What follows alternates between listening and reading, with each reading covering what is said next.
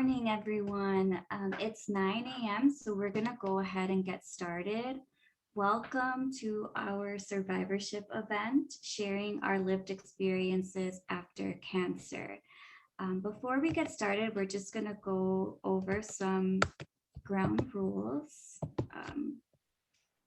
So our event will be interpreted in American Sign Language and also in Spanish. So in order to access the Spanish channel, you can click here where the white arrow is on interpretation and then click Spanish. So si gustaría participar en nuestro evento en español, aquí donde ve la flecha blanca, donde dice interpretation, selecciona donde dice Spanish. So just a few groundkeeping rules. So everyone is muted right now. We will be unmuting you during the question and answer portion of this event. If you do have questions, please feel free to post them in the chat or in the Q&A box, or you can raise your hand and then we can get to you once we get to that portion. And if you are joining us through a live stream and you would like to submit questions, you can submit them through facebook.com/ChicagoCheck. So I just quickly wanted to remind everyone that this event is being recorded. So by attending, you're agreeing to let Chicago Check have the right to digitally record, film, and capture your likeness, and then we'll be sharing this event through our social media for those who are not able to attend. So with that, I would like to pass it over to Kimberly Richardson, who will be our moderator for this event. Good morning and welcome. Today is a fantastic day, despite the fact that it looks a little gloomy outside. The next 3 hours or so together are going to be fantastic. Today is our survivorship event, sharing our lived experiences after cancer, and it's supported by the University of Illinois Cancer Center, as well as the Chicago Cancer Health Equity Collaborative. Again, my name is Kimberly Richardson, and I'm a two-time cancer survivor, diagnosed in 2013 with ovarian cancer, a very rare form, and then recently, last year in July, diagnosed with triple positive breast cancer. And so I am more than honored to be here today as someone who is also a research advocate for the Cancer Center, to be your host for this section of the conference. What I do want to say before I hand it off, because I'm going to yield most of my time to the next speaker, this is a celebration. It's a celebration of us as survivors, but it also is this great, wonderful place for you to learn more about the other people associated with your care. You've often, most times, only seen your oncologist, but here with CHECK, as well as with the Cancer Center, you get to see the other human beings that are equally passionate about finding the cure and giving you the most excellent cancer care and being a part of your cancer team. So today, if you find yourself having any questions about anything that's been addressed in a panel, today is for you. So as they've said, put it in the, put your questions, put your comments in the chat, put your questions in the Q&A, and let's just have a really good time celebrating our survivorship. And so with no further ado, I'd like to introduce the most extraordinary human being, Dr. Corinne Watson, who is both the director of the Miles Square Health Center and has had personal interaction or has been impacted by cancer himself and with some loved ones. And so he's going to share that with you, and I give you the floor, Dr. Watson. Thank you so much, Kimberly, and to the others. First of all, I want to say congratulations to the UI Cancer Center and to the Chicago Cancer Health Equity Collaborative, Chicago Check, for another year of ensuring that we create a space and a place for us to celebrate not only survivors, but thrivers. We like to think that, as Kimberly said, we are passionate and committed to ensuring that the UI Cancer Center, as well as the Miles Square Health Center, creates a place for advocacy and comprehensive care. So as the Associate Director of Community Outreach and Engagement for the UI Cancer Center, it's been my privilege to work with our Office of Community Engagement and Health Equity, which we call CHE, as well as to work with the Chicago Check program to ensure that there's activities such as this. But more importantly, as Kimberly said, we want to make sure that we hear from you. So please put the questions in the chat. Let us know how we can help, because we want to make sure that our programming and that our activities are responsive to you. As Kimberly said, I've seen firsthand what information from Chicago Check as well as the UI Cancer Center can do. I've been unfortunately impacted by cancer in several of my loved ones, most recently losing my oldest brother to colorectal cancer this past April. But what the beauty that came out of that is that I've been talking to my family for a long time, for several years now, about getting genetic testing and genetic counseling that I've already had to make sure that they get that as well. And it was my brother's untimely passing from stage 4 colorectal cancer that my family members decided to get screened for colon cancer, but also go and get tested. And it was a beautiful moment when they tested me and said, hey, walk us through our family history, walk us through who had cancer and when, because I tell them all the time, if caught early, it can be thrivership and survivorship. We've made amazing advances in research, amazing advances in care, and we just need to make sure that people have access and awareness to that care and that treatment. So without further ado, I turn the floor back over to our amazing team from the Cancer Center in Chicago Check. And thank you so much, Kimberly and other advocates, for giving me this time. Thank you, Dr. Watson. As always, you're inspiring and you never disappoint. And so now I'm going to move forward and introduce you all to Dr. Pamela Ganshaw. Before I do that, of course, I do want to put that excellent plug in for all of the folks that have been behind the scenes helping us to plan this event. And our leadership has come directly from Dr. Pamela Ganshaw. Dr. Ganshaw, you have the floor.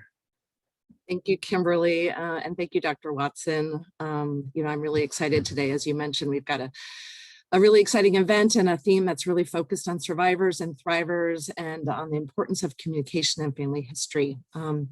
So I want to welcome and thank you both, again, Chicago Check and the University of Illinois Cancer Center, for sponsoring this event and for providing a team of staff that can support this virtual event, many of whom are in the background right now, making sure that everything runs smoothly and who have worked very hard for many weeks in preparing this event. So thank you, staff.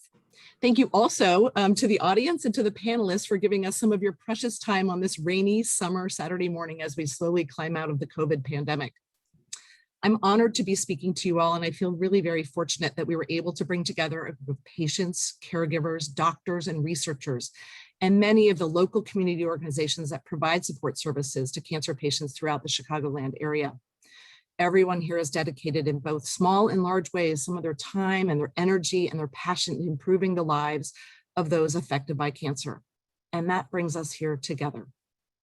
Today, the focus of our event is to share some of those lived experiences with cancer, communicating together, to learn together, to remember that we are not alone in the cancer experience, and to hear each other's voices and visions to improve cancer care, inform cancer research, and find ways to promote wellness among ourselves and one another.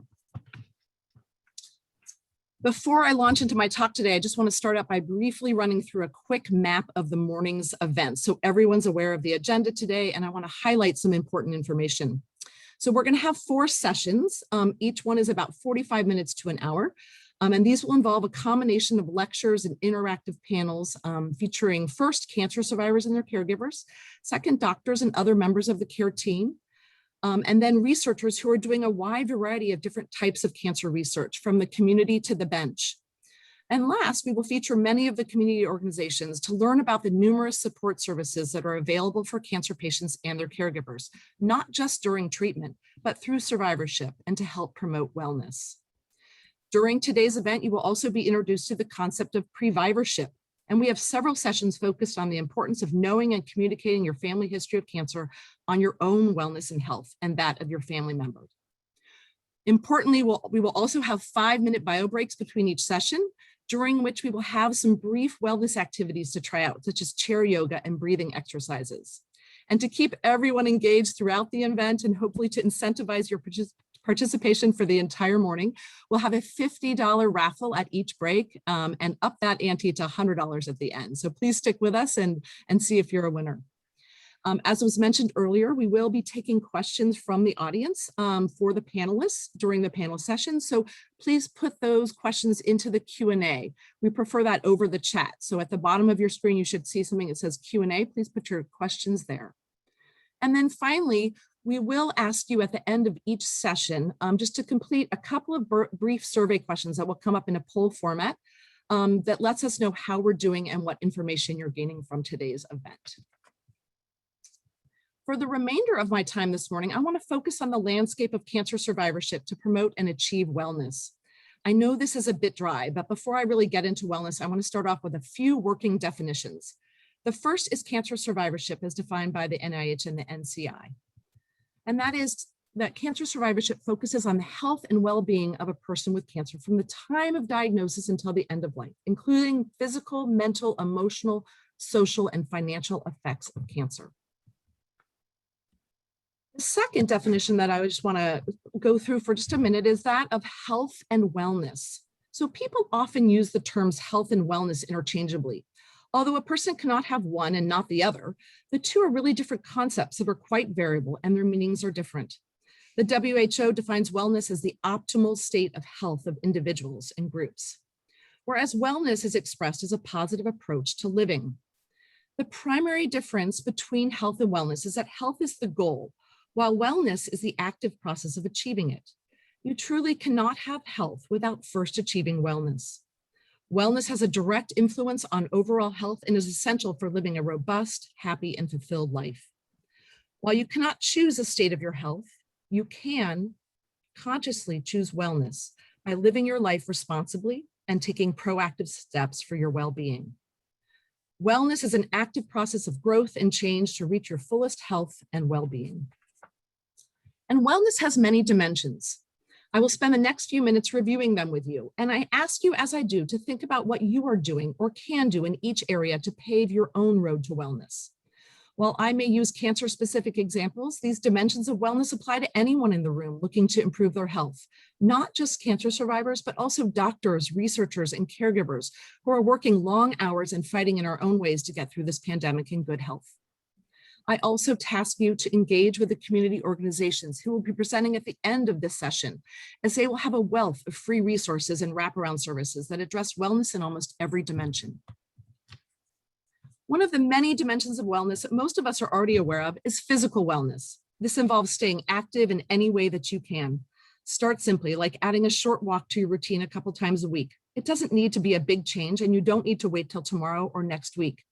You can start today by participating in some of the exercises that we have during our short breaks in the conference. The goal here is to find something that you enjoy and can do consistently, alone or with others if you need some accountability to stick with it. Remember that exercise stimulates a healthy mind and body. Physical wellness also includes improving your nutrition, eating a balanced diet and eating healthy, and drinking sufficient amounts of water, which may be different for different people. Increasing your water, not soda, not alcohol, but water, and increasing that water intake by a glass a day every week or every month can help you feel better and help you find the amount that's right for you. There are so many sources telling us what food is good or bad for your health, but the essentials of a healthy diet are one that is full of fresh vegetables and fruit, whole grains, and healthy proteins like fish, nuts, and beans. And of course, limiting added sugar, salt, and fried foods or unhealthy fat. And don't forget, keeping alcohol intake at a minimum. Beer, wine, or hard alcohol, all of those count, and keeping those in moderation. We don't know what amount is safe, if any, but probably no more than 3 drinks per week is a good start. Physical wellness also involves getting adequate sleep, turning off your phones and your television sets 30 minutes before bedtime, and reading a book or a magazine or doing a breathing exercise, which we'll teach you during some of these breaks.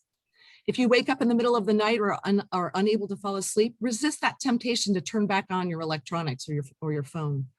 This often stimulates your brain to stay awake and prevents you from falling back asleep naturally. Getting adequate sleep is important to achieving wellness. Intellectual well-being is a second dimension of wellness. Mental exercise and engagement through learning, through problem solving and creativity can keep you sharp and support intellectual wellness, which can give you a better attitude and promote a better attitude. Learning new things and challenging your mind can help avoid mental health problems like depression and anxiety later on. Many cancer patients who undergo chemotherapy experience chemobrain or chemofog and may benefit from cognitive rehabilitation, including mental exercises. So grab that crossword puzzle or that word search, or help your kids and your grandkids with their homework, and find ways to keep your brain active and sharp.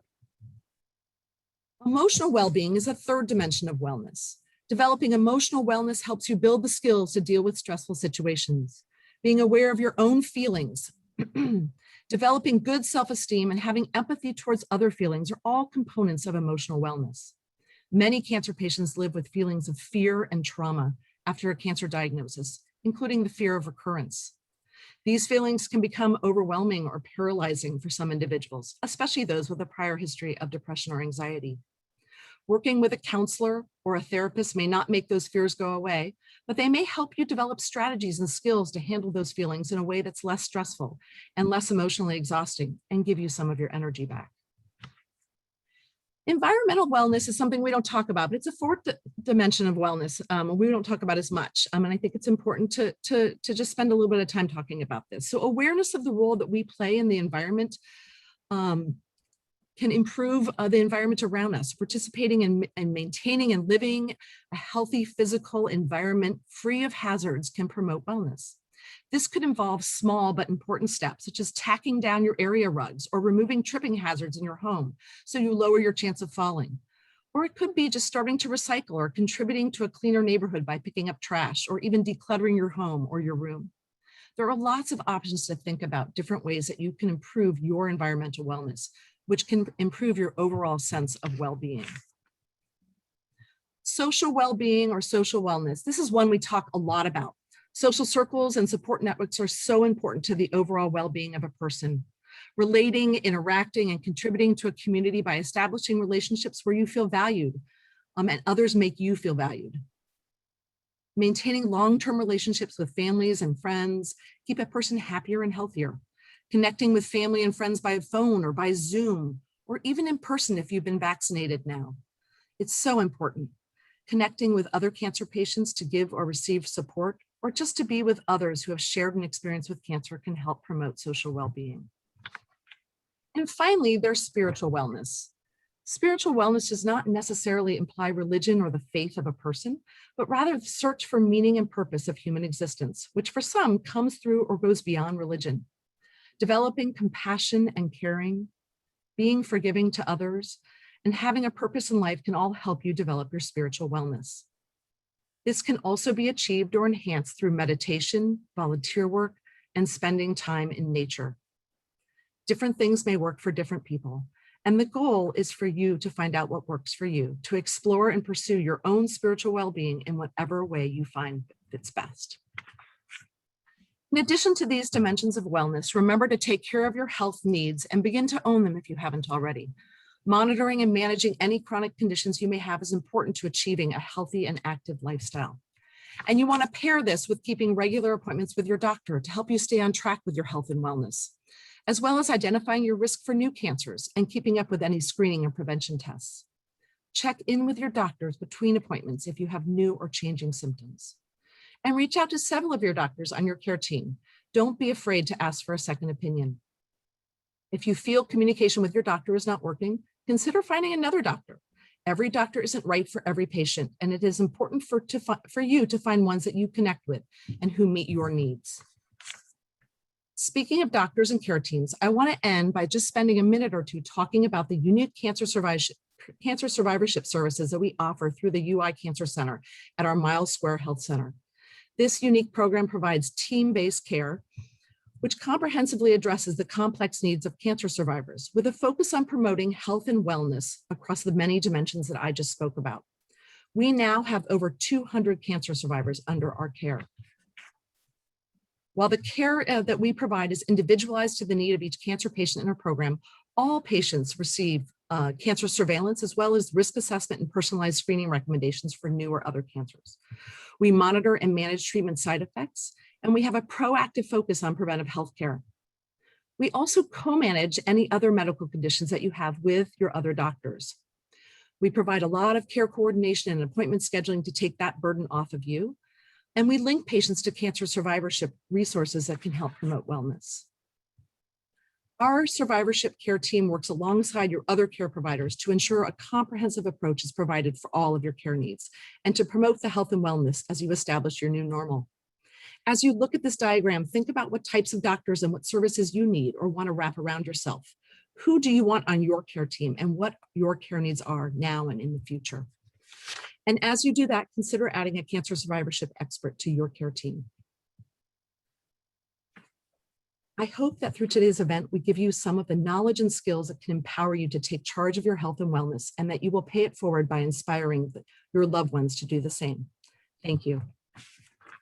Thank you, Dr. Ganshaw. You know, one of the things I saw in your presentation that sticks out are all the things about wellness, right? All those different sections. Remember, everything is recorded, so you don't have to rush to try to write things down. You can re-review all of these slides a little bit later. But just remember, if you know, it's a comprehensive step-by-step approach. So if you've got fruits and vegetables down, but you don't quite have that 5-mile walk down yet, it's okay. I mean, this is a part of the new way we're going to take care of ourselves as survivors. And so thank you again, Dr. Ganshaw, for your commitment and the passion that you put into helping us plan this event and all the great work that you do at the Survivorship program. And now I'd like to introduce to you Dr. Deborah Mance, who will be speaking to us about survivorship. Dr. Mance. Yes, thank you, Kimberly, so much. And thank you, Dr. Ganshaw, for that wonderful presentation. It's so important for our survivors and everyone to pay attention to their wellness. So as Kimberly said, I want to talk to everyone today about pre-survivorship. I work as a provider at UIC at Miles Square Health Center in taking care of cancer survivors. And I am so thrilled that I'm seeing a bunch of my patients here this morning. You're all such an inspiration to me and to our whole team. But today I'll talk about, again, pre-survivorship. It's a little different because I have a genetic risk. A pre-survivor is someone who has high risk of cancer, developing cancer, but they've outlived that risk. So having predisposition from something like a family history or a gene mutation, that increases one's risk for cancer. And in 2012, I was diagnosed with a mutation in BRCA1. This gene mutation means that I have a very high risk for developing breast and ovarian cancer. And the reason I was tested is my sister. My sister was diagnosed at age 45 with aggressive breast cancer. And early breast cancer like this triggers genetic testing, and she found out that she carried a BRCA1 mutation, which runs in the family, which will be talked about a little bit later today in more depth. So seeing my sister go through this journey and go through cancer treatment, and her positivity and optimism throughout it was really inspiring to this. So I took this new information as kind of an opportunity to take charge of my health, take action, and be able to improve my own health and wellness, and decided for myself to have risk reducing surgeries. And these weren't easy decisions to make. But about 9 years ago, I had my breast removed to significantly reduce my risk of breast cancer. Women struggle with this decision, but I really didn't want to wake up every day wondering if today is the day I'm going to get cancer. No one tells you how hard it is to get sleep in the hospital, but I felt much better after going through my risk reducing mastectomy to reduce that risk. Now, people had different types of reactions to this. Some didn't understand my decision. People that I didn't expect had trouble understanding, but this decision was for me and for my benefit and my wellness. And I didn't let others' opinions affect me with this. So I fully recovered from that and life resumed. And 2 years ago, actually tomorrow, I had my ovaries and uterus removed when I was 35 years old, as is recommended for a BRCA1 mutation. Being postmenopausal in your 30s is quite an experience. And I never really imagined managing hot flashes at this time in my life. But having made these decisions and going forward in my life and thinking about my sister's perspective and sister's experience, and really it brought me a great deal of peace and a great deal of fulfillment in being able to manage all this, and now having those opportunities again to bring this to others. And I have had the privilege of working with Dr. Ganchow and all of the other great speakers today, and the community partners and organizations like Wellness House, Intermittent Angels and Force, which we'll hear about from later. Importantly, working with and for our cancer survivors at Miles Square Health Center. My path and my background has really brought me where I am today. My sister will take a lot of credit for that. But it's great to be involved with everyone who's at this conference in everyone's journey to move forward and again, to help empower individuals. Thank you. Thank you, Dr. Mance. It is a brave move to be able to understand the history of the history of cancer in one's family, and to be the person that takes that first step in creating a little bit more longevity in their lives. It's a brave move to get all of those surgeries done to prevent cancer for yourself down the road. And so I'm just in awe of all providers like yourself who can make those hard decisions. You're still a part of the team, man. I'm glad that you got your own title, but you're in this thing with us and you're in it to win it. And so thank you for your presentation. And I believe now what we're about to do is show you a few of the survivor and caregiver vignettes. Am I correct?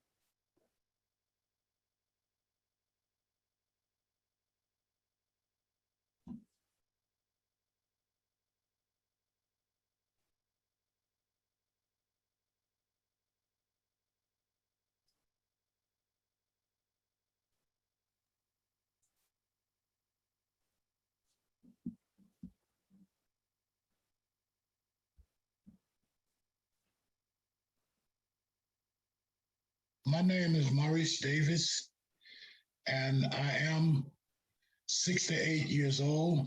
I'm a cancer survivor. I've been 7 years now since my diagnosis, and today I'm cancer free.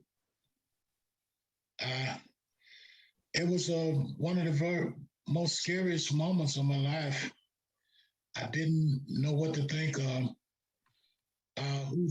who to turn to. I did a lot of praying, and I relied upon my wife, Holly, for inspiration and guidance during that time. My doctor had done another procedure on me, and I trusted him, but I did get a second opinion. And after all of the after knowing as much as I could about the different options that I had, I decided to go with the robotic prostatectomy. And to date, I am cancer free. And I know as men, it's hard to discuss issues as sensitive as this, but we need to be aware of what's going on with our body. We need to get tested and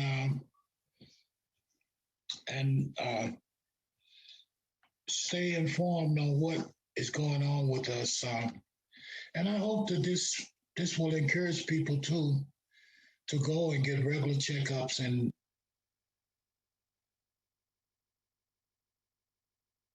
Hi, my name is Brenda Russell, and I have been living with ovarian cancer since my diagnosis of October 31, 2017. Yeah, that was quite a Halloween surprise. I have been with this experience, as I call it, not a journey, with the support of my family and friends and loved ones. And I think the three parts of my story that have meant the most to me start with my faith, my personal faith in God. I think for me, it has been the standard. It has kept me grounded, and it has kept me going throughout, recognizing that what killed my mother, what my sister had also suffered, is not necessarily going to take me out. And my doctor, when I first asked her, which is the question every cancer patient asks, is how long do I have? She said, oh, I think we should think of this as a chronic illness, like diabetes. And it took me off the ledge that I was on to start thinking, oh, okay, all right. I'm not going to plan my funeral tomorrow. I'm going to try to figure out what I have to do to make it to the next day. And that has been my sort of my prescription. So the second thing I would say is to share the story. I shared this with, of course, my immediate family, but I shared it with people at work. And I'm a lawyer by training, and I have a healthcare graduate degree. So I was thinking about HIPAA and all that. I just push all that stuff aside. You know what? I'm going to tell everybody, because it's not my fault that I got cancer. You try to connect the dots as to why something happened. This is not one of those connect the dots things. If I had done this, then that wouldn't have happened. Or if I'd done that, that wouldn't have happened. You can't do that with cancer. It sneaks up on you and it gets you. And you're not to blame. And I especially hold that out for people who have lung cancer. People look at them like, oh, you smoked and you shouldn't have. Forget that. So that's the second thing, is I shared it with everybody, because that took the burden off of me of feeling like I had something to do with it. But the third thing that I think has really undergirded me and kept me going through all of this is to really understand that a lot of cancer is about stress. And I just decided to let stuff go. I decided to forgive people. I decided to overlook things. I decided to survive in spite of things. And I just didn't let things get to me. COVID was tough because there were people who wouldn't wear a mask and who didn't think it was real and all of that. I said, you know what? I can't be responsible for them. I can only be responsible for me. So, I masked up. I wore a mask that said cancer patient. And then I got vaccinated. I feel better, but I still can't control what anybody else does. And you never could. What do I wish that I knew or could have done differently? Been born 20 years later. I think that the advancements in cancer are such that in 20 years, this will be something that people accept like a cold, or accept like diabetes, or accept like, anything else. But at the core, what gets me through every day is understanding and knowing that this much is true. I can only do what I can do today. I don't have next week. I don't have next year. And guess what? I never did. It's okay. I can live today as though it's the most important day of my life. And that's what I treasure. Thank you.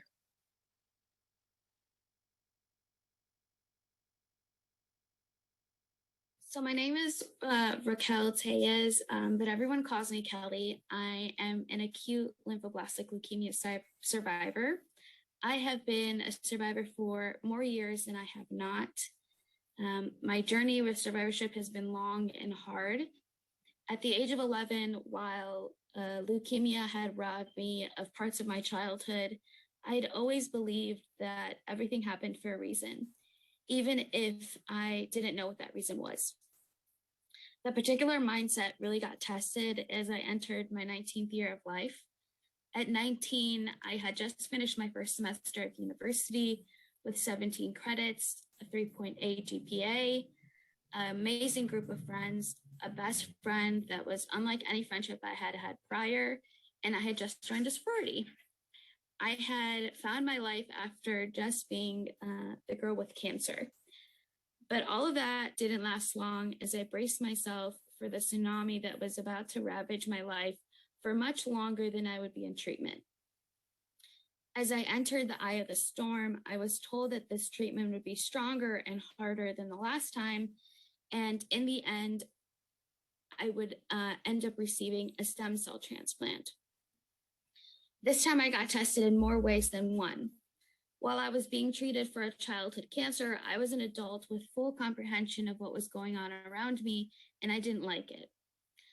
My life was almost lost in the tsunami. I felt that when the storm passed, I would be okay. But as I picked up the rubble left behind, I found osteopenia, infertility, graft versus host disease that manifested in eye problems, GI problems, and excruciating joint pain. Honestly, the rubble that I found just didn't seem to end, but what I was looking for and what I didn't find was my faith. That 11-year-old who believed that everything happened for a reason was gone. I was about to embark on a journey that I didn't ask for. This journey was filled with anger, sadness, and led to destructive decisions. And I started to take the rubble and try to rebuild something that wasn't meant to be rebuilt, but rather what I needed to do was rebuild something new altogether. While I could resemble the old, it was never going to look the same. And that was the turning point for me. When I realized that my life was never going to be the same and that was okay, things started to change. It wasn't that I didn't forget what I had just been through or the aftermath I was now in the middle of, but the journey was so much more than finding the pieces to rebuild it. It was the little things that really helped me find me again. It was a smile on my face when I got up in the morning because I had found love, even if that love didn't work out.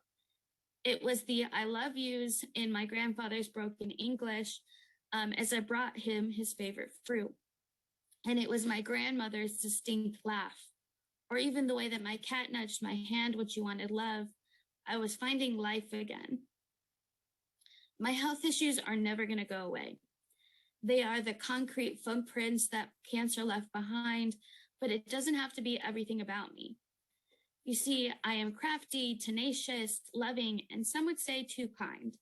But the best part, I'm a survivor.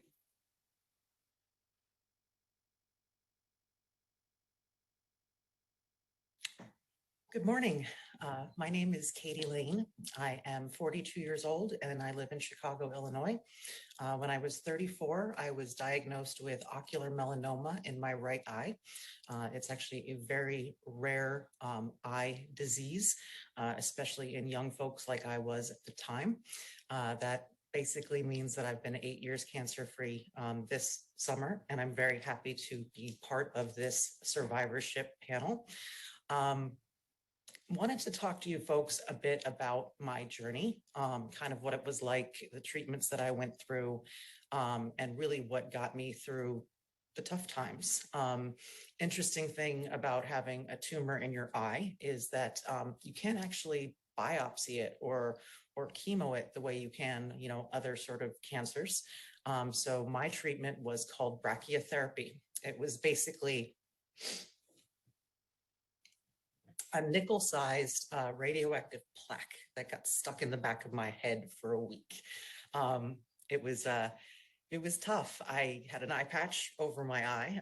I used to laugh and say that I was a pirate, but the fact of the matter is I was really alone because I was radioactive and I couldn't spend time with, my husband at the time or my cats because I didn't want to zap them. When the plaque got taken out, I had a gigantic shiner, so I rocked that eye patch for a couple more weeks until it went away. And, the tumor continued to shrink. Something about ocular melanoma is that if they do brachytherapy and the tumor just goes away like that, it means it's already metastasized somewhere in your body. So I've been fortunate for the past 8 years that every time I see my doctors at UIC, my tumor gradually shrinks. It started off as 9 millimeters and it's now just under 3. This past month, I actually had my yearly scans for metastasis and everything is clear. So I'm very excited to say that. Kind of what I wanted to share with you about your journey or what you're going through is you are really not alone. Sometimes I feel, having had cancer, that I was kind of like a random buoy in the middle of the ocean and I was all by myself. But you're not alone. I really did get through the majority of, my treatments, the majority of my anxiety with really close friends. Unfortunately, my folks live on the East Coast, so they've not been able to join me on my journey. But I can't tell you the amount of, friends, neighbors, landlords, that would drive me to my appointments and hold my hand. Use your circle of people. Don't push them away.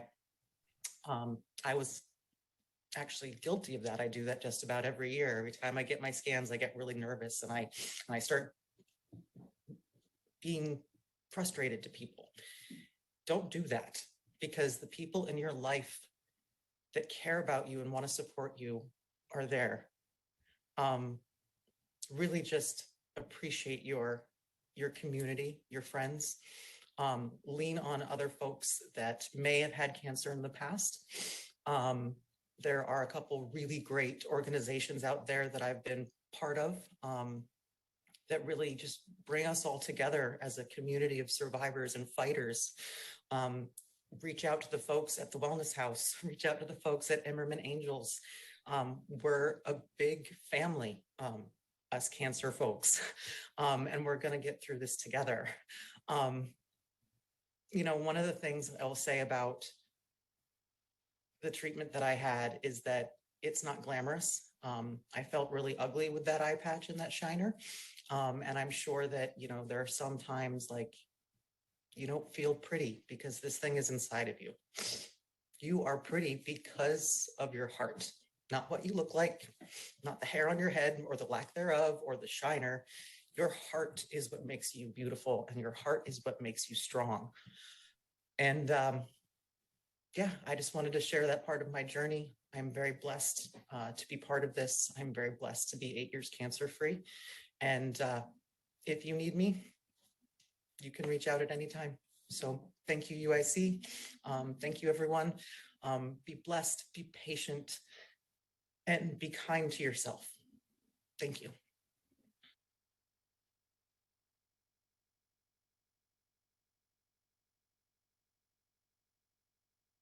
Hi, my name is Bernice Kenner. I was diagnosed with breast cancer stage 3 in 2002.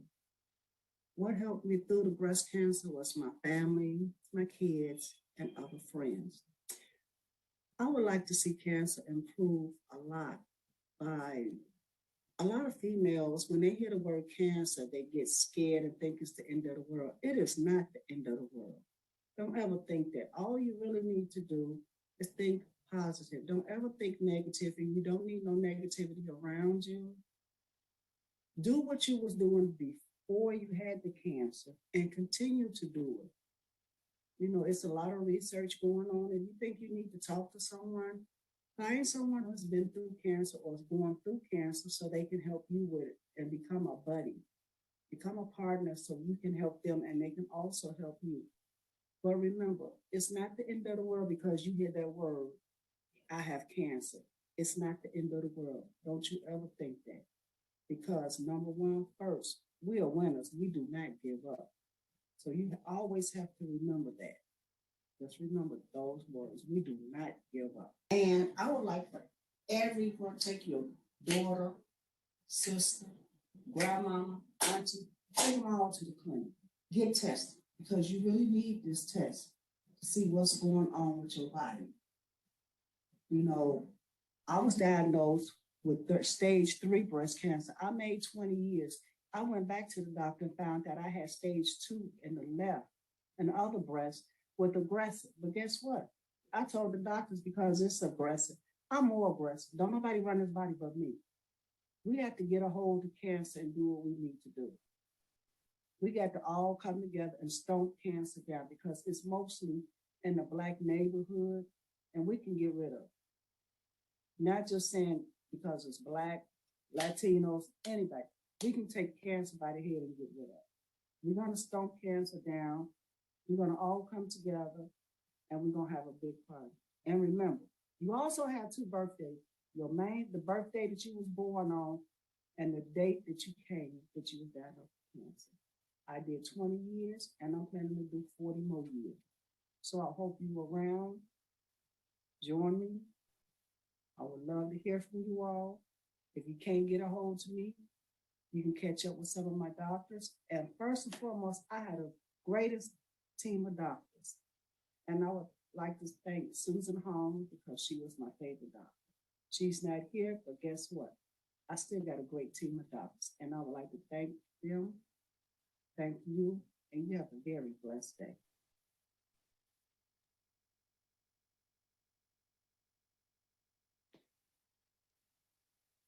Hello, my name is Bento Soares, and I serve as head of the Department of Cancer Biology and Pharmacology and a senior associate dean for research at the Peoria campus of the University of Illinois College of Medicine. I was a caregiver for cancer patients twice. First, for my late wife, Vera, who had a very aggressive cartilage tumor that ended up taking her life in 14 months after intensive treatment that included 3 major surgeries. Subsequently, I remarried to Karen, who herself was a cancer survivor. Sadly, soon after, she developed metastatic disease, went through 5 years of intensive treatment, and ended up succumbing to the disease as well. When I look back and I think of what's most needed for cancer survivors, I think of emotional support, community support, but emotional support is absolutely necessary. But when I think of well-being of the cancer patient, I think of that as not being divorced from the well-being of the caregivers. And that includes both the partner caregiver, but also the healthcare professionals. Because without the proper skills for emotional awareness, emotional balance, resilience, compassion, healthcare professionals are at the risk of burning out and not being able to be there for us when we most need them. The cancer journey offers both challenges and opportunities. The challenges are so many: pain, physical change, anxiety in anticipation of test results, fear of recurrence, so many more.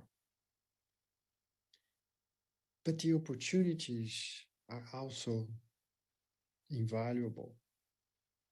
And I'm referring to the wisdom that arises through that suffering.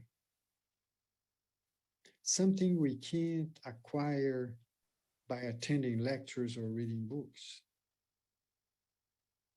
This embodied experience, this wisdom that enables us to treasure life in a different way, to recognize the preciousness of every moment, to recognize the transient nature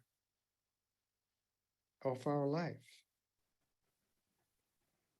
the wisdom that enables us to savor simple moments of joy, moments that before we might not even have noticed.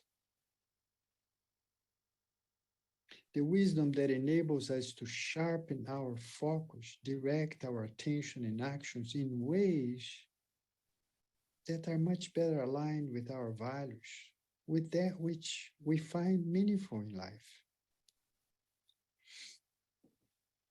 There's another lesson I learned that I would like to share with you, and that is that the sooner the palliative care team and the hospice team get involved, the better. Their involvement doesn't necessarily need to mean that the outcome is not going to be favorable, but they bring expertise that is complementary to that of the remainder of the care team. For example, they may be able to handle chronic pain better than anyone. Last but not least, take care of yourself. As a caregiver, you need self-compassion. Think of what we are told when we're about to take off in the plane.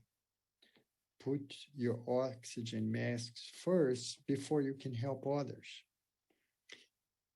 Without self-compassion, without giving ourselves the kindness and the compassion that we need, we don't have enough reserves. We don't have enough fuel to care for our loved ones the way we so much want to. So sometimes the most compassionate action we can take is self-compassion. Because through self-compassion, we can be a loving presence for our loved ones. So thank you and take care.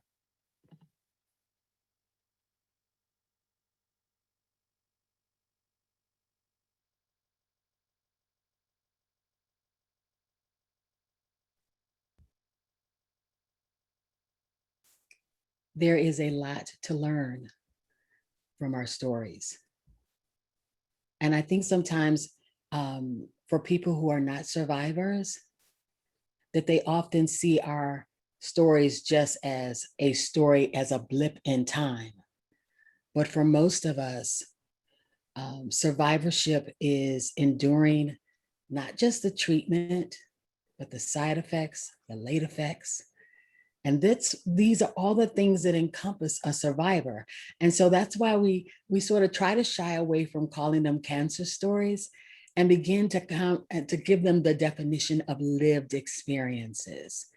And so at this point, I'd like for everyone who was on a part of the vignette to come forward. We want to make sure that we thank every person that was available to record their lived experience for us today. But for today, we're going to have on the first panel, just the survivors, and that would be Brenda Russell, Raquel, Bernice, and Katie. And so, hey guys, take yourselves off mute, because this is going to just be an interactive conversation, right? Because we all are in this really cool club. We know the real deal, right? It's the survivors, baby. Best hello, club ever. Hello. There's a proud sort of square your shoulders back when you can say you got through chemo, right? Yes, that diagnosis sat you on your behind. Yes, you were shocked. Yes, you were scared. But at some point, you had to get with it, right? You had to sit in that infusion chair and pull up your big girl panties, as they would say, and start this process, right? Yeah.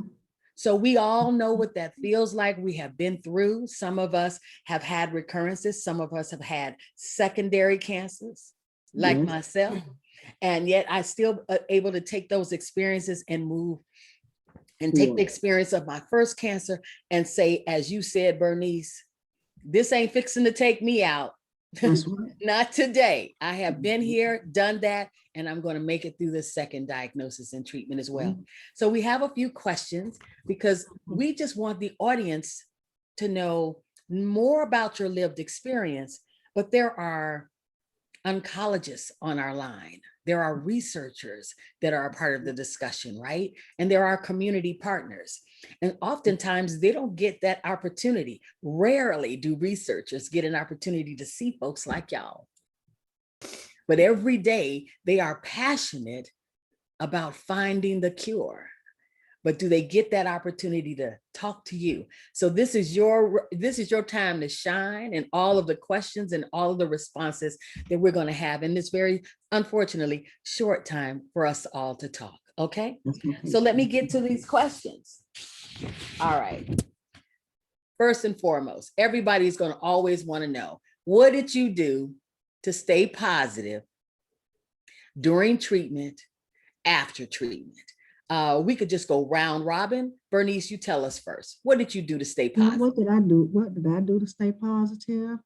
I communicated with my family, my kids, loved ones, and I just did everything I wanted to do. I never stopped doing anything at all. I continued to do everything, including that crazy. You know, I just had fun with it.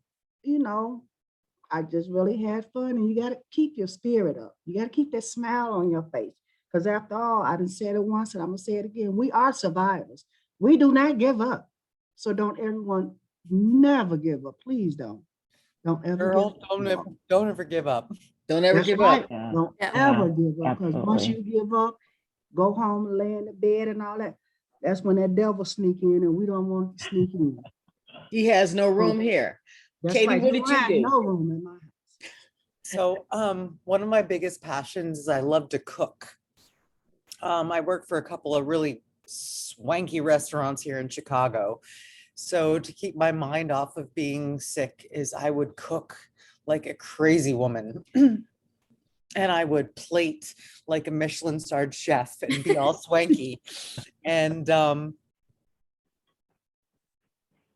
would try to remain positive. I am still legally blind in my right eye because of my cancer. So sometimes it's funky, but I would cook like a crazy woman.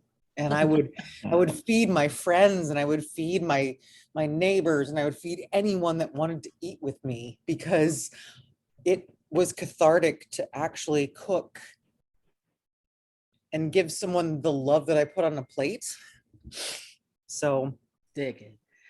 Raquel, being a young person, being a teenager, man, how did you keep yourself staying positive through all of that?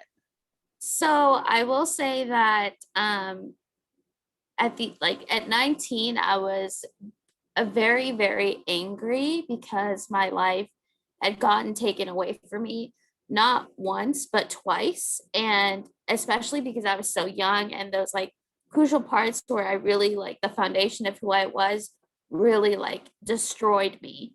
And so I will say that first, I think that for anyone who's here and is in that space where they're angry or sad, like it's okay.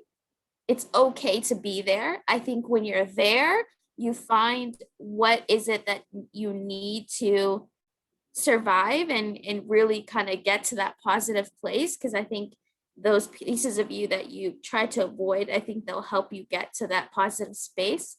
Now, I will say that once I got past that, that I really leaned into the things that I was passionate about, similar to Katie. I love crafting, and like that's my jam. Like that's what I love to do. That's something that kind of distracted me. I learned how to knit while I was going through chemotherapy. It kept my fingers busy because, you go through chemotherapy and then you're sitting on a couch, there's only so much TV you can watch. So I kept my hands busy. But I also, one of the other things is I really leaned into my family. I come from a culture where family is my everything, and a lot of whom are watching me right now, but I really leaned into them, and they were phenomenal in the way that they, anytime that I had to go to the hospital or I was hospitalized, like one of them was always by my side, and they helped distract me even. My father made me, my favorite soup. My brother distracted me with a TV show that became like our TV show that we watched every single time that he came to visit me. But and those are just two of the things, but I really leaned into that, and really just allowed them to be there for me, even though sometimes you just don't want to be around people because you're sick, but I really kind of pushed past that and said, I really need you guys. So that's two of the things that kind of helped me get past. Well, thank you, Raquel. I know when my first diagnosis, guys, I was binge watching Keeping Up with the Kardashians, because that came on the day of my I think it was every Thursday was when I had my chemo treatment. So all I had was the energy to sit there and watch that, and that was my favorite Ratchet TV. Brenda, my T.O. sister. Yes, right, T.O. right. sister. Right, exactly. What do you do to stay positive, sis? Well, it's interesting you talk about what you've been through, but you say that with such a smile on your face. You actually are an inspiration, Kim. All that you do, and since I've met you, you've been such a star.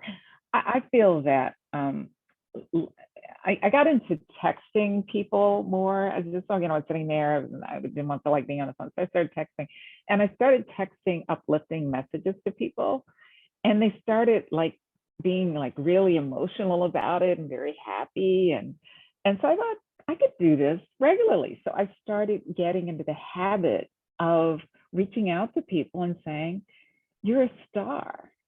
You're going to make it today. And they were just so taken aback, and they're like, but you've got cancer. And I said, well, yeah, because I got cancer. I know I can tell you can make it, It's like, look at what I got to do. You can do this. And it really was like light bouncing off a building, really reflected back to me all this positive energy of love and support. And it took me out of my space of feeling that things were so bad, because I actually did encounter people who had some really rough times. And my ovarian cancer support group at Gilda's Club kind of etched the corners of that for me, because there were a group of women who had not just one type of cancer, but sometimes 2 or 3 diagnoses, who had a family member who had 2 or 3 diagnoses, and they also had cancer. And so you realize, in the whole scheme of things, you're special, but you're not the only special person in the world. There are a lot of people, and at one point during my diagnosis, I had to be in a wheelchair, and every door was full, and I recognized that there were people who had to live like this with no change in sight, no possibility of a clinical trial to open that door for them when they're in a wheelchair. And I said, you know what, you can handle this. So. Well, ladies, I know we have just such a finite amount of time, and we want to get to the caregivers as well. And so I'm going to ask you very succinctly, because I had like 3 questions for us, but through everyone's responses, we sort of hit on all of them. I want you in 60 seconds to tell me, what is it that you want people to know about a cancer diagnosis? I know, Bernice, you said it's not the end of life. I know, Brenda, you said, it's not your fault. But how can we really, in this moment, share with people that it ain't, it's no fun ride. Let's not get it twisted, right? And yes, there is this thing called a new normal, and we all adjust in our own time. And so for me, if I'm going to answer that question, I'm going to say you are enough. Everything that happens to you, when it happens to you, is okay. If I'm ugly today, bitter tomorrow, walking around like Jesus wept the next day, it's okay for me to have every one of those emotions because I am dealing with a possibly life-threatening disease. And it is happening to me and my body. So I can be and do whatever I want when I want. So Raquel, what would be the 1 60-second thing you want everybody to know? I am going to say that wherever you're at, I think one of the biggest things is that we, at least in my case, you're not feeling the best or something happens where you really like feeling ill and, you get the diagnosis and then you're thrown into treatment, like you're really thrown into the deep end. So I think wherever you're at is okay. And I think that really seek out the people that are your family, whether that's blood family or friends and family, whatever that looks like. Really seek out a community. It could be a community of survivors, like Brenda said. You will be, I won't say that you will be okay, because sometimes you won't be okay. And sometimes you will be okay. But I will say that take it one step at a time. And that's really all you can do, because from 1 second to the next, your chemo doses may change, or, some things may change where they may adjust your treatment, or, you had planned to go to a party, but now you're doubled over a toilet. Just take it one step at a time, and you'll get through it. And also just allow yourself to be patient with yourself, and everything will turn out okay. Thank you, Raquel. Bernice. Well, to that, I would say, still be yourself. Don't ever change. Keep that smile on your face. And remember, we don't give up. Whatever you was doing before, continue to do it. And keep that beautiful smile, and you are a beautiful person. Don't ever let nobody tell you you ugly. I know I had ugly days and bad days, but guess what? I'm still gorgeous. Yes, I was fabulous all the way through. Beautiful, Fabulous. Bernice. Yes. Beautiful. Keep it up. Thank you, keep Bernice. going to your groups. Thank you. Katie. Just echoing everything they both said. Like, there have been days that I felt completely ugly and alone and sick and tired of being sick and tired. So my best advice is, we're not alone. I said that in my video, we're a family. We are a tribe, are we not? Yes. Vigilant, powerful You're a tribe. tribe, and We are. we've got each other's backs. And I don't want to say I'm glad that I have been a cancer survivor, but I'm glad to be part of this tribe. And Brenda, your last 60 seconds. Everyone has said it so beautifully, that we only have, one moment at a time. It's not even the full day. So just get through this moment, and don't pressure yourself. You'll be different at 5 o'clock than you are at 2. You'll be different at 10 o'clock than you are at 8. And it's all right. It's so all just right. live through it. Just breathe. Thank you, ladies, so much. And thank you to all of the folks who did vignettes for us, and to all of the people who are on the line who do know cancer survivors, and for previvors as well. Just thank you for your support, for listening, to understand that our lived experiences change from day to day, from year to year. And anxiety is real, and we will freak out on you 10 years later from a diagnosis. So get ready for it. So thank you all so much. I'm going to ask my caregivers to join me now. Dr. Suarez, we have some questions in the chat, and I'm going to just give them to you right off the bat. You did mention it a bit, but as a caregiver, how did you take care of yourself? Yeah, I don't know that at the time that I was going through being a caregiver that I had all the resources available to me that now I feel I have because I felt that it was such a it required so many skills, but really attending to uh, our emotional well-being is so important. And I think that over the years, this has motivated me to learn. And nowadays, I'm a teacher of programs that were developed exactly for that purpose. So there's mindful self-compassion, there's cognitively based compassion training, uh, cultivating emotional balance, and these are all programs that we can I offer in the medical school and through the cancer center here. I think we have the opportunity to begin to make some of these programs available. I think that it's so important that we keep in mind that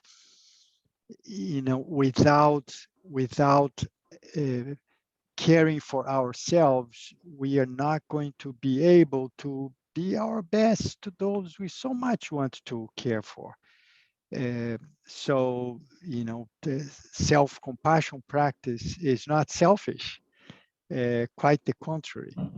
And I think that it is very important that we develop these skills. And, for all caregivers, partner caregivers, and for physicians as well. One thing that I did witness is how very experienced physicians really struggle transitioning from a time when they can still prescribe to a time when there isn't really any treatment that can be offered. But that's so far from saying that there's nothing else for them to do.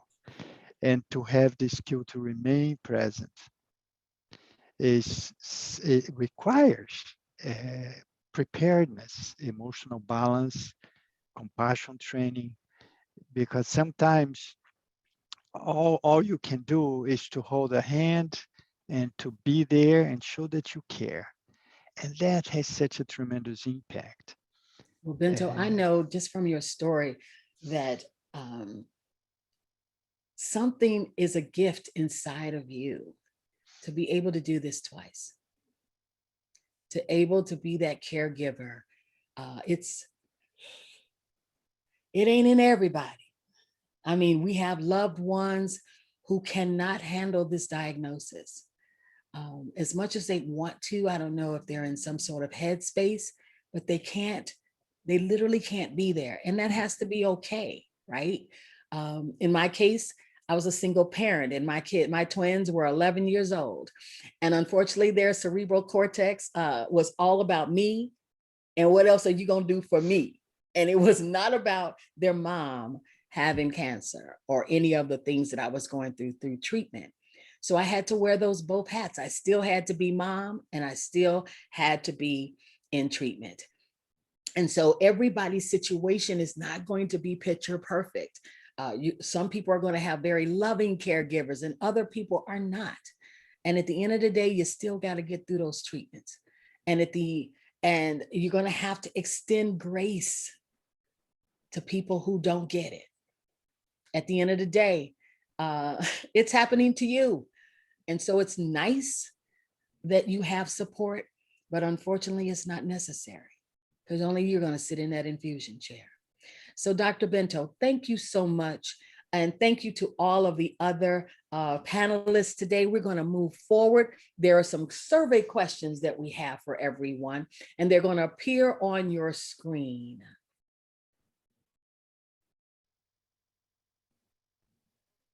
If you would go ahead now and read the questions and go ahead and answer them, and then hit that submit button for us, we'd really appreciate it.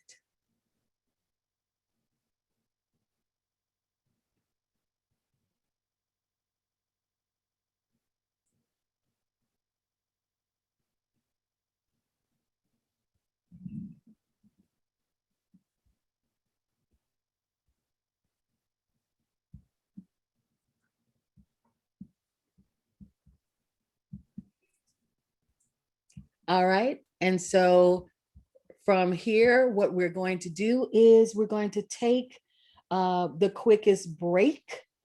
But first, we're going to introduce you to Vanya Perry from the Wellness House. We're going to do the chair yoga, and we're going to introduce our first raffle winner.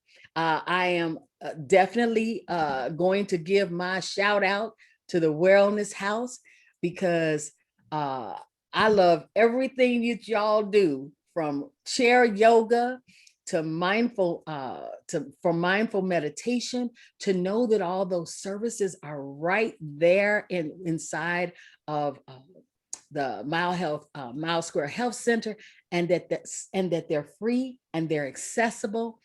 And these are given by folks who understand us as cancer survivors. So Ms. Perry, without further ado.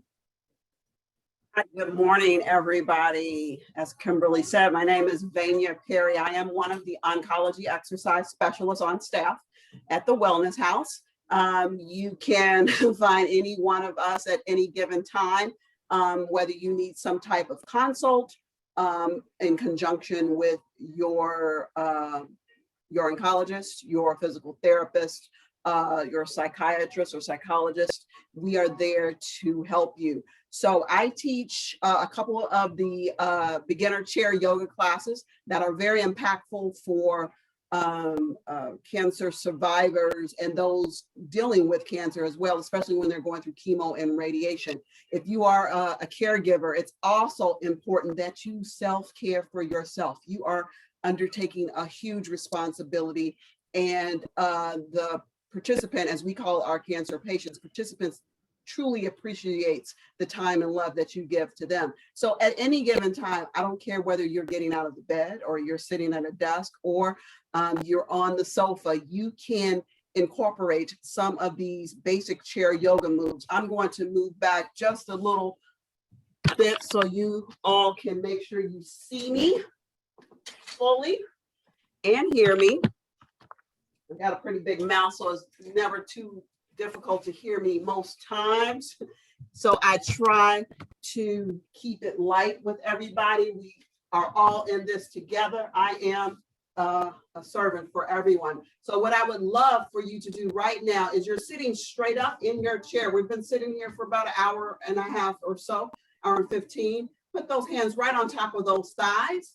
We're going to stand straight and tall, sit straight and tall, and we want to bring a calm over our bodies. Sometimes I have some music playing in the background. Sometimes I need complete silence. Depending on what you are doing, you can adjust to your preferences. So what we're going to do, we're going to inhale nice and deeply, and then exhale. When we inhale, we want to fill those lungs. So your tummy will go out when you inhale. And then when you exhale, everything deflates. Let's take that inhale again one more time and blow it out. And what we're going to do right now are some chair yoga moves that you can do sitting straight and tall. We're going to extend those arms all the way out on either side.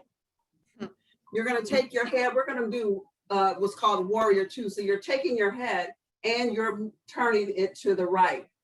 We're going to hold it right there. Inhale, flip those hands up to the side and hold it right there. We're stretching out those ligaments in our arms, making them alive again. We're going to press in our hands back to our shoulders.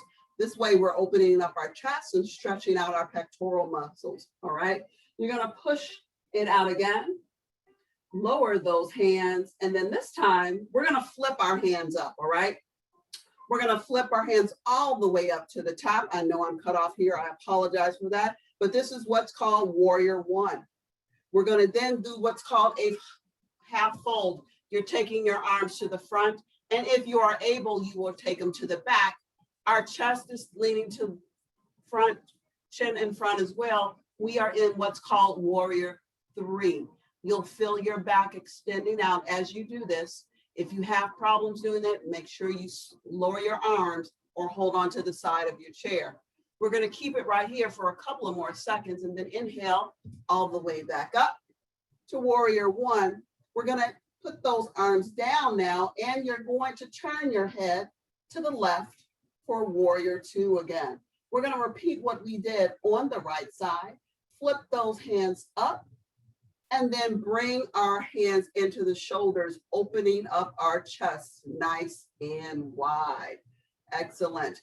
Let's push it all the way back out again, like we're knocking down those walls and barriers. We're going to flip the hands up, take it all the way back up again to warrior one. As we look at the sun, or in this case, the rain this morning, we're folding it back over, bringing those arms back nice and softly to warrior three. Once again, inhale up, coming all the way up to the top, taking the hands down, and we're bringing them to the sides as we complete those yoga poses. Another basic chair yoga pose you can do is trunk rotations. Whether you're sitting in the bed or lying in the bed for a long time, again, you've been still, we want you to try to keep your core active, all right? The core is what sustains us, and we need to be able to support our legs and our bodies here. So what I'd like you to do is we're going to do a trunk rotation. You're going to take your hands, stack them on top of one another. I call it an I Dream of Jeannie pose. And what we're going to do is we're going to twist our trunk over to the right. You go to where you are comfortable. It might not be all the way right. It might be at a quarter of the position, but you're going to go right here. You exhale and then inhale, coming back to the center. We're going to do that one more time. Inhale, turning to the right and hold it. And then exhale, coming to the center. Let's go to the left now. Inhale as we turn to the right, trying to sit nice and tall, keeping your posture straight. And exhale, coming back to the center. One more time, we're going to rotate our trunk over to the left, holding it right there, and then exhale as we bring it to the center, lower those arms to the side. So as you're doing your trunk rotations, you may begin to hear some of those discs, the lower back, the lumbar spine, or your thoracic spine. You'll feel the loosening of those discs as you do your twist. One more stretch we're going to do. We're going to keep our hands on the side. I want you to take your right hand. You're going to fan it all the way up, take it to the top, and then stretch it over to the side. We're going to inhale up and lower it back to the side of your thigh. Let's lift up the left arm. Inhale to the top, raising it all the way and stretching nice and strong over to the right. Inhale, bringing it down to the side. The last one, I want you to take your hands, you're going to fan them all the way up to the top. We're going to inhale as we do that, and then fold those hands all the way down, bringing those hands to the tops of your thighs. I'm going to turn my chair so that you can see me. I want you to take your chin. Inhale as you take that chin up, arching your back, and then you're going to roll the back in a camel position and stretching the mid to lower back again. Let's inhale again, taking that chin up and to the top. Exhale as we're curving that back. One more time, inhale it up, holding it nice and strong, and then curving the back for the final stretch. We're going to bring our head back up to the center and keep our hands down to the side, palms are up. Let's do what's called a fan, as I did previously, and we'll conclude. We're inhaling up, nice and deep, and exhaling, pushing that air down to the floor. Let's flip our hands up again. Inhale, and cross the hands and exhale, pushing the air down. And for the last stretch, inhale up. At this point, you're going to hold your hands all the way open on either side. Chest is open. We're going to salute the sun wherever it is in the universe right now. We're bringing our hands up to the top As we salute the sun, give honor and glory to God, we're bringing our hands down into prayer position, and I bow to you. Namaste. Thank you for inviting me, and I hope the break gave you a little bit of motivation for the next round. I'm already super relaxed. Thank you so much for that. Oh, good grief. All right. All right.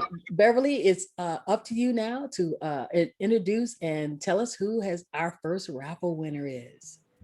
Thank you so much, Kimberly. Welcome everyone once more. We would have raffle prizes throughout, and there will be opportunities throughout the event, but you have to stay on to win. So we have 3 chances to win $50 gift, a MasterCard gift card, and $100. So I would announce our first winner. Our first winner is Hector Tellez. I hope I'm pronouncing this right. Hector Tellez. Last name Tellez. Hector, we will be sending you an email shortly today or tomorrow or Monday with information about your gift card. Congratulations. And I'll hand the mic over to Dr. Pamela Ganshaw to be able to facilitate our next session, which is on caregiver. Great. Thank you, Beverly. And thank you, Vanya. Even 5 minutes of yoga just puts me in a better mind frame and makes me feel rejuvenated. So thanks for that wonderful break. So we're going to move on to session 2 now. And this is our provider session. It's a little bit shorter. We do need to make up a little bit of time here, but I'm just really so glad that we were able to give a lot of time to our survivors, to hearing their stories, and to having a panel. So thank you, survivors. We have 2 presentations, and then that will be followed by a panel of care providers, and we'll open it up for questions in the chat. And so I'd like to introduce, and I'm very excited to have one of our own gastroenterologists at University of Illinois, Dr. Keith Naylor, who's an assistant professor in the College of Medicine. And as I mentioned, he's a gastroenterologist, which is a GI doctor. And he's going to speak to us today about risk-tailored cancer screening. So welcome, Dr. Naylor, and thank you for joining us today. Great. Can everyone hear me okay? Yep, we can hear you. Oh, great. So I'm having a little trouble with my my desktop camera, so I apologize that you can't see me, but I will use my phone for the panel so that we can see each other. I promise that I have a tie and that I'm smiling. But thank you, everyone, for the opportunity to speak today.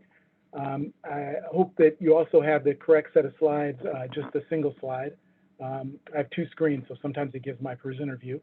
But today I'll be discussing the risk-tailored cancer screening. Just to go through a little bit of the importance of the continuation of prevention and screening amongst cancer survivors as well as their family members as well. So, let's see. There we go. So just the objectives of this talk, it's going to be obviously a brief talk, but to go over what actually is risk tailoring and why is it important for cancer screening and survivorship. To review the importance of your family's cancer history and how it can actually affect cancer screening and prevention, and also to offer some strategies for cancer survivors and their family members to implement some of the things that I talk about today and will be discussed in the following talk after mine as well. So just to begin with a definition in terms of risk tailoring, it's basically the idea of adjusting guidelines or recommendations so they better reflect the risk of an individual in order to provide them healthcare that's more directly applicable to their personal experience. So you can think about it, we do this often in terms of individual medical history. So for instance, if someone has a history of cardiovascular disease, they may have their doctor tell them that they need to try to get their cholesterol down to a certain level based on that personal history. If they have a family history of many individuals in their family with heart attacks or other kinds of cardiovascular illness, they may have even a more aggressive sort of strategy at things like diet, exercise, or medications to control that disease, to try to prevent them from developing it. And then lastly, in certain situations, there can even be genetic testing that allows someone to know that they have an increased risk of certain diseases, including cancer, that can affect the way that we screen or treat that patient in the future, not only for a particular illness that they may have a direct effect on their health, but actually other illnesses as well that may be in connection with some of those issues genetically that they may have. I like to think about this in terms of one size does not fit all. And as a provider, one of the things that we deal with is when we see a patient for the first time or sometimes over time, we have sometimes not very much information about how we can actually personalize the way that we treat patients. So it's sort of like everyone's coming in and we know that for certain types of diseases, we may offer screening, but that screening may not actually be appropriate for every individual. So some people can have an increased risk based on, as I mentioned, some of their individual factors, but also their family history, or even in some cases, the genetic history of themselves or individuals within their family. So the more that we can really learn about an individual, the more that we can tailor the care that we provide in order to give them the most benefit and hopefully avoid any harm. So I'll start by just discussing two of the most common cancers that we screen for as examples of how we would use risk tailoring. So if you think about breast cancer, the general screening guidelines through the United States Preventative Services Task Force would generally recommend someone without a known family history to start undergoing screening with mammography at the age of 50 to 74 years, and that's actually a relatively recent update. As many of us know, there was a lot of controversy when they moved the screening age back. But to keep in mind, as I'll talk about in a moment, this only really applies to a certain group of individuals, and we have to keep in mind how we use these and if we're using them appropriately for each individual patient. For colorectal cancer, which I personally provide care for, in terms of screening, usually adults would start at the age of 45. That's actually an update where they've reduced the age from 50 to 45, and then up to the age of 75, once again for individuals with no known family history. And we would usually refer to those as average risk individuals. And these are the screening recommendations that most of the public is aware of, but they really don't apply to all individuals the same way. So one of the very important things about screening is when we oftentimes talk about it generally, we're talking about screening the entire population of the United States. But when you get down to an individual patient, the guidelines and the way that we approach an individual care will be very different than what you may hear for general screening guidelines. And that's what I'll be really discussing for the remainder of the talk. So when it comes to colorectal cancer, we know that family history is very important at sort of predicting someone's individual risk. And the more individuals a person has in their family that have been diagnosed with colorectal cancer, it has a significant impact on their individual risk. So I use this as an example to show how family history does impact an individual's risk and how we would use that to then screen or follow them more closely based on how many individuals in their family may be affected. So just as the slide shows, if you have no family history of anyone you know of with cancer, in this case, we're referring specifically to parents, siblings, or children, the overall lifetime risk of colorectal cancer is generally thought to be less than 5%. If you have one individual that's a parent, a sibling, or a child with colorectal cancer, that risk then increases to about 10% over the lifetime, and then subsequently increases further as you have more individuals in your family that may be affected, particularly anyone who's diagnosed before the age of 45 that's within that parent, sibling, or child frame. That would actually significantly increase the risk for an individual who's directly related to them. And the reason that this is important is because, as I mentioned, if someone doesn't really, if they're not aware of the family history, or if they're not aware how that can affect their screening, they may kind of be familiar with general screening guidelines and think that they could wait to the age of 50, when in actuality, if they have someone who's diagnosed earlier at the age of 45, we can actually begin screening 10 years earlier than that earliest diagnosis at the age of 35. So that's sort of an example of how we could tailor screening and when we begin and how quickly we would start someone on the pathway to screening and prevention. So tailoring actually would work both ways in some cases, not only with increasing care that's received, but in some situations, knowing more about a person's family history can actually let us know that they may not need as aggressive screening. So recently, the same organization, the U.S. Preventative Services Task Force, has made some recommendations regarding prostate cancer screening, which previously was recommended pretty routinely for healthy men. But now the belief is that men aged 55 to 69 should really have a decision with their healthcare provider to really identify if they have any individual or family history of of prostate cancer, and have that decision about screening, because we know that it doesn't benefit everyone the same way. So knowing your history doesn't necessarily always mean that you would receive more testing. In some cases, it may be in that individual's interest not to undergo as aggressive screening or not to undergo certain tests if we know that their family history or their other medical history would suggest that they may not require that level of care. So how does this really impact survivors of cancer, which is obviously what we're focused on today? So one really important thing to remember is that when survivors of cancer are undergoing their routine care, much of that care is focused on prevention and early detection of any recurrence of their cancer.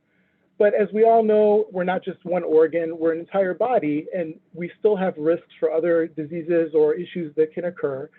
So if someone doesn't actually have any known family history for other types of cancers, they would typically be screened just like another individual who doesn't have any history of cancer. Say for a breast cancer survivor who is being screened for colon cancer, if they have no family history, they would typically begin at that recommended age of 45.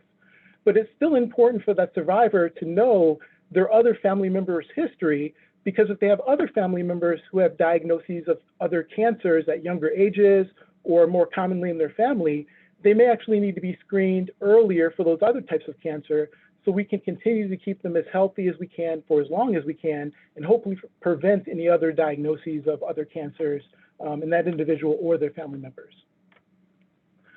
So, you know, one of the great things about as cancer care has advanced is we have more and more survivors that are, you know, living longer and longer in the United States. And in 2019, it was believed that almost 17 million cancer survivors were living. And if you really think about that, of course, it's not only the survivors, but those survivors have family members, children, you know, brothers, sisters, in some cases, grandchildren. And all of those individuals now are actually, you know, their family members. So now they have a family history of cancer within their family. So these individuals, it's not just them that's affected, but also other individuals that are directly related to them.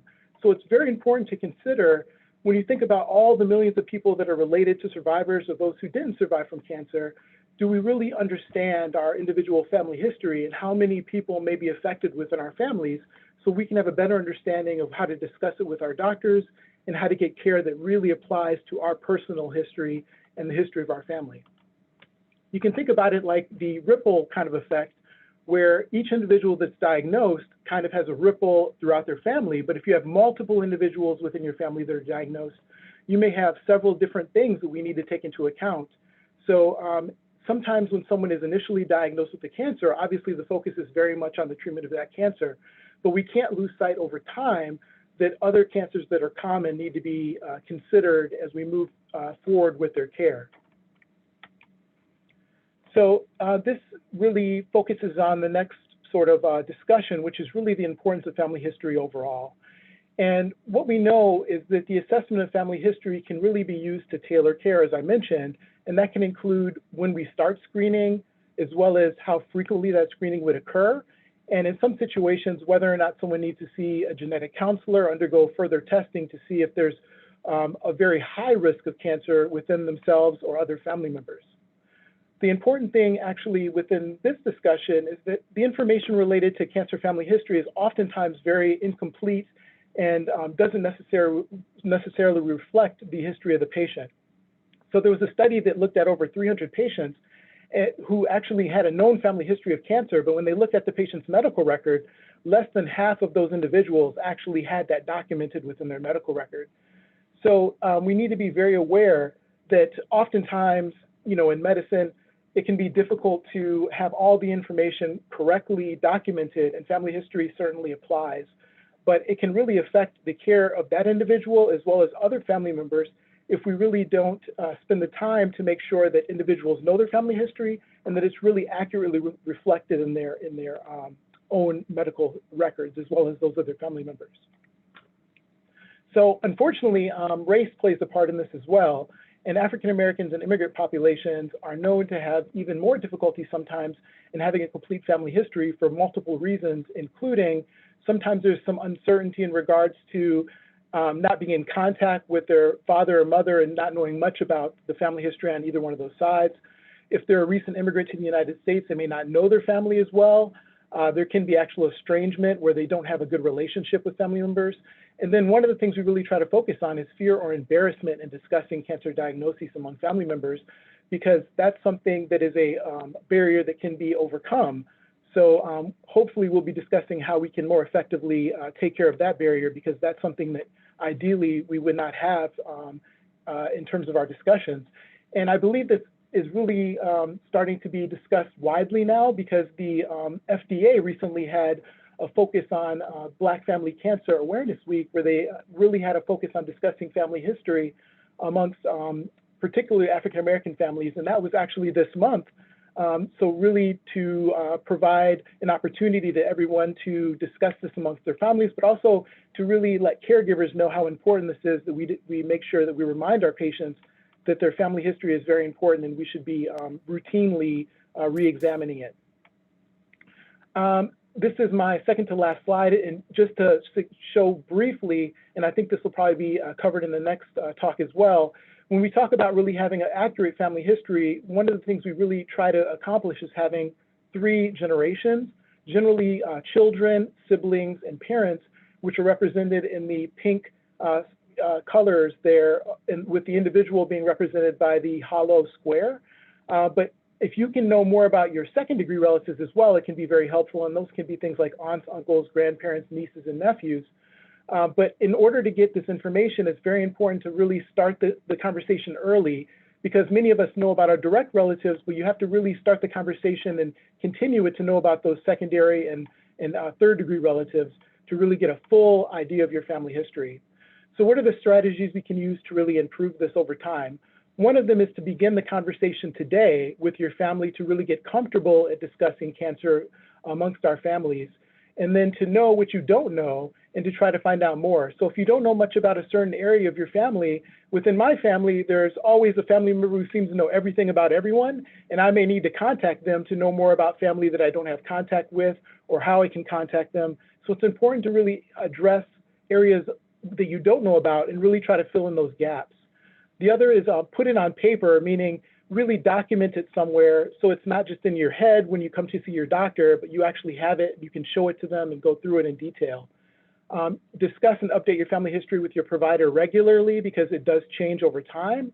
And then last, use resources such as the Family History Toolkit, which will be actually discussed in the talk following mine. So as a provider, this is something that I try to remember to talk to my patients with as often as possible, because it really does make a big impact on the way that we care for not only the individual, but the individual's family. And that's how we can best prevent and treat cancer in a way where we can really avoid having increased mortality and morbidity, particularly within the African-American or other underserved populations. So I thank you very much for your time, and I'll turn it back over to our moderator. Thank you, Dr. Naylor. That was excellent. And I think really highlighted the importance of family history and having the communication. Family secrets kill, and we really need to start that conversation. Survivors, caregivers, we need to start talking about family history. And I love the suggestion of having, finding that person that knows everything about the family that can really help you elicit your family history. And on that note, I want to go ahead and introduce Dr. Tara Maga, who's going to talk to us a little bit about how to obtain a family history and how to document that. So thank you, Tara.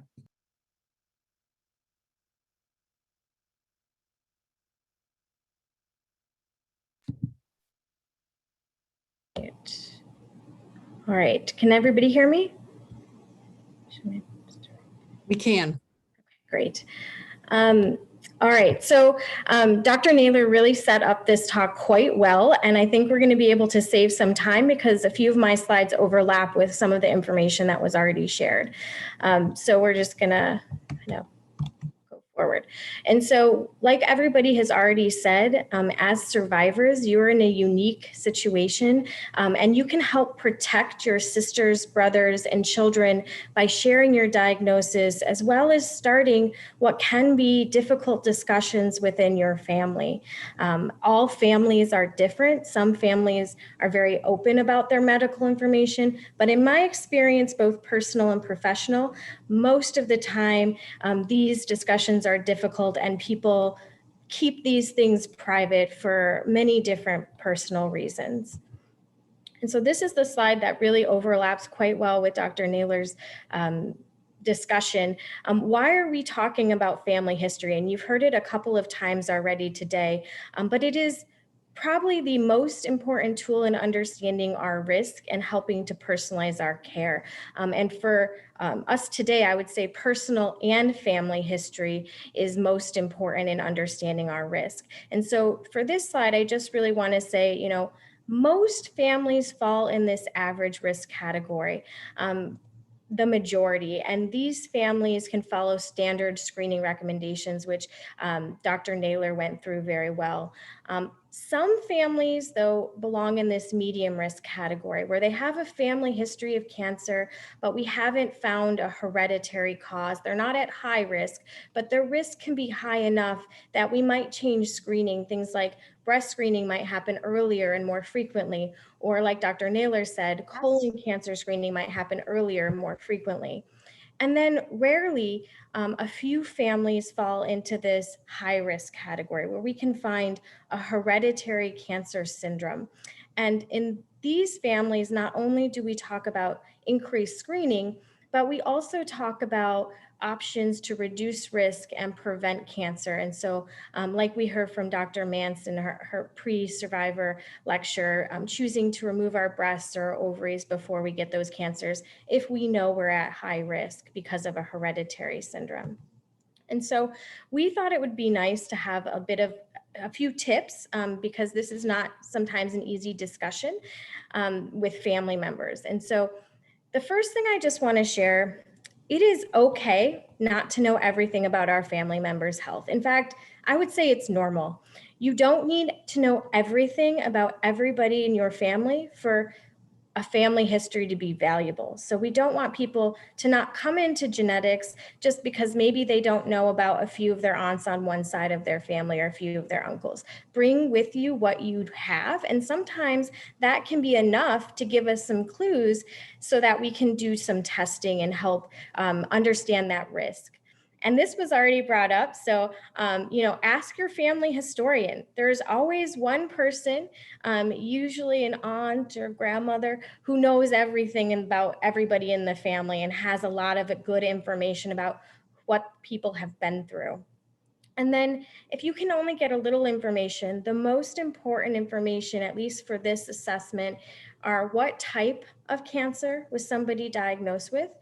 And this can be hard to know for relatives, especially with female cancers like cervical cancer, uterine cancer, ovarian cancer. Sometimes hearing about that second or third hand, those can get interchanged in conversations with families.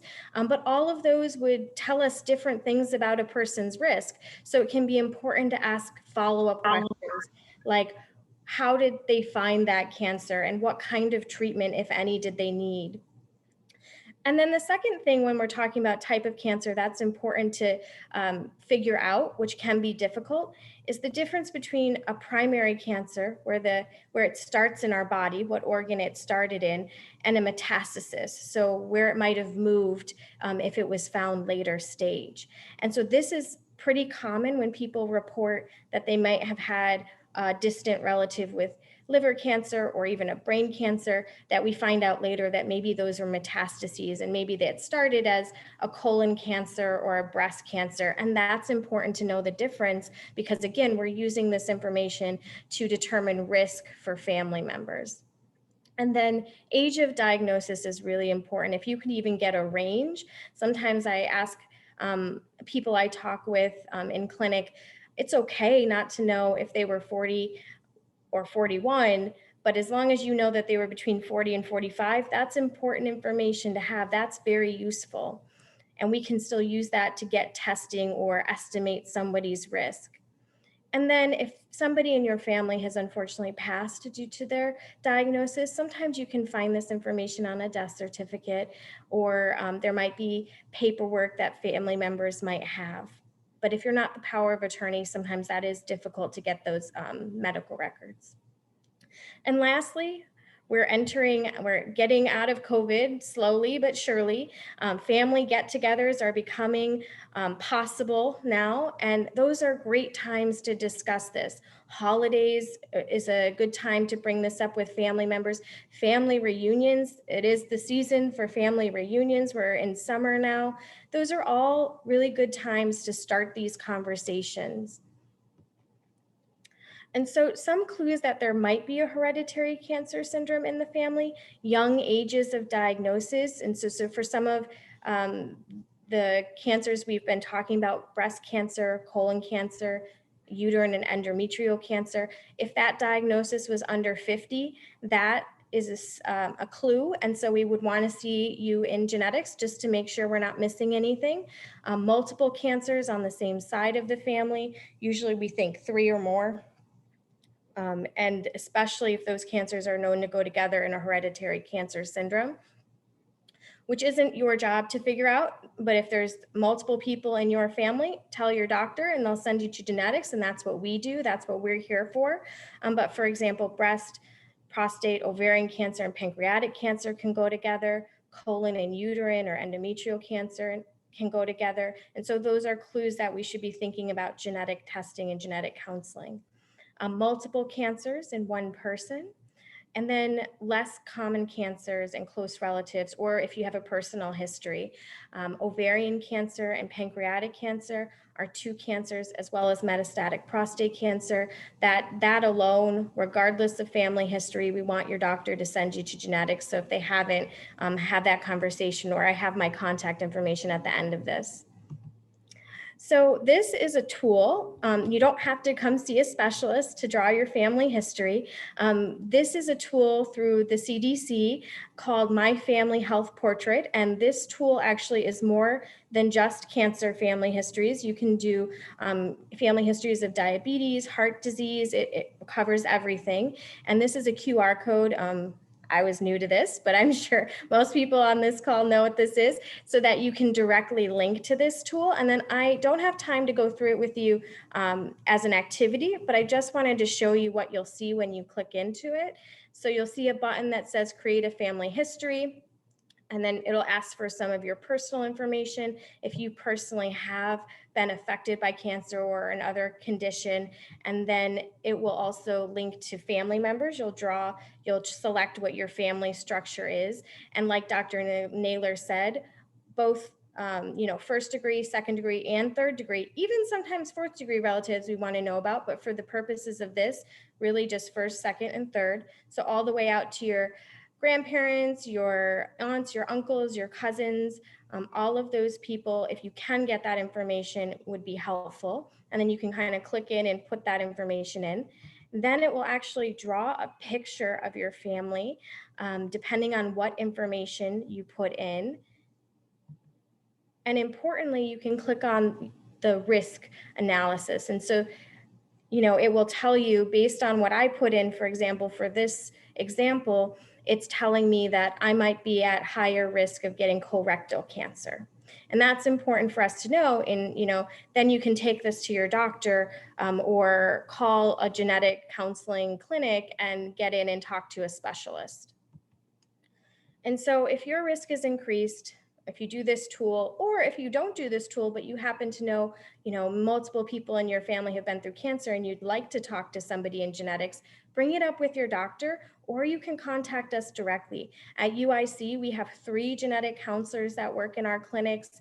And here I put my direct phone number that goes directly to me. It's a private voicemail, and my email, and I'm happy to help anybody who hasn't been sent to genetics but thinks that it would be helpful for themselves and their families. Thank you, Dr. Maga. That was excellent. I'm going to ask our providers now to join our panel. And as they do so, just remind you that, we heard some really important information here in the last 20 minutes. We heard from Dr. Naylor about the screening guidelines and how family history can affect those. And we heard from Dr. Maga how to take a family history. And so I encourage all of you to utilize the tool to start to think about and learn about your family history and to bring that information to your provider, your doctor, your oncologist, and share it with them to see whether your screening recommendations need to change or you possibly need to consider genetic testing. So thank you. Okay, so we've got a wonderful panel of care providers. We've got about, I'm going to run us over a little bit, maybe 10 minutes. I'm going to ask each of you to introduce yourselves and just to talk a little bit about, any experiences that you may have had caring for a cancer patient, where you learned something that changed the way that you communicate with patients or the care that you give. Again, learning from our lived experiences. So we'll start with you, Dr. Maga. Yeah, I was thinking about this earlier, hearing all of the experiences of our survivors, and something that happened recently that really has changed my view. And as a genetic counselor, I have a patient sitting in front of me, but I tend to think of more of a family when I'm taking care of people. And I had a patient who was an inmate who tested positive for hereditary syndrome. And they were pretty concerned that they wouldn't be able to share that information with family members. And I had never considered it before as part of my job to tell families about these hereditary syndromes. Usually we tell the people that we find the hereditary syndrome in, and we help them share with their families. But it really changed how I viewed that. And I actually ended up calling that person's sister in New York State and having a very long discussion about, I asked my patient, of course, and they gave me permission and signed forms that I could do this, and had a very long discussion about what this meant for her. And we found a genetic counselor in New York State that she could go to. And it just really changed how I felt about how I communicate to my patient, but also their family members. Great, that's great advice. And I've even had patients get on the phone in the clinic room with me and say, call their family to clarify some of that. So I think that's a great suggestion. Thank you. Dr. Naylor, I know I introduced you earlier, but if you can just introduce yourself again and then maybe respond to the question, and then we'll hear from Dr. Manst and Dr. McLaughlin. Sure. So my name is Keith Naylor. I'm a gastroenterologist. I primarily, can you hear me okay? Yeah, okay. I primarily see patients for cancer screening, but also take care of patients who have hereditary and familial causes of colorectal cancer. So, I thought a lot about this as well, and listening to the stories of the survivors and providers. I think one of the things that I've learned from this is patience as a provider, actually with my own family. I don't know if that would count as this because I'm not their doctor per se, but my father actually is a 2-time cancer survivor, but I still can't quite get him to get a colonoscopy. So I think sometimes as family members, it takes time to break down sort of walls with other family members in regards to fears or worry when it comes to healthcare.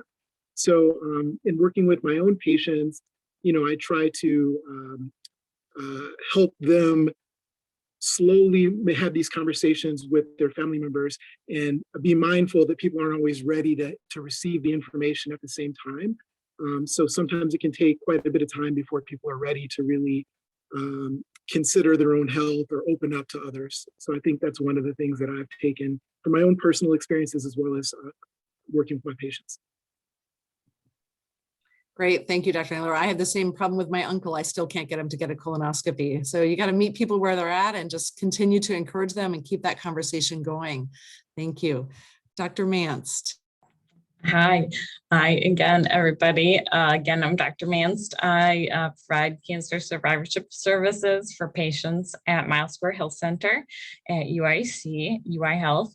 And I was thinking about this question, and I'm pretty new you can tell by my appearance, in the realm of cancer survivorship. And I remember my first patient coming into clinic and going in to see her and talking to her about everything going on. And she had a walker, and she had migraines, and she had diabetes. And I had to assess all of these things in the context of cancer, and really helped to start me thinking comprehensively about my patients and about their health and about their wellness. We're talking about so much today in all the different realms. And it's really framed how I address patient care visits and how I speak to all of my survivors that I see in clinic all the time. And it's important to take into account all the different aspects of their journey. Great. Thank you, Dr. Manst. And Dr. McLaughlin. Hi, everyone. I'm Shannon McLaughlin. I'm the Director of Gynecologic Oncology here at UIC, which means I'm a gynecologic oncologist. And I first want to just give deep gratitude to everyone here in the way all of these discussions have been framed so positively and as a celebration, because I think an important barrier to myself to even becoming an oncologist was being willing to be with patients and care for patients when they are terrified, sad, scared, in some of the darkest times of their lives. And I did not think I had that in me until I think the first patient experience actually has not very little to do with what I do now. I was a medical student, and I was an observer in a corner of a room for a man at the VA getting an end of life kind of discussion. There's nothing else that we can do for the cancer kind of thing.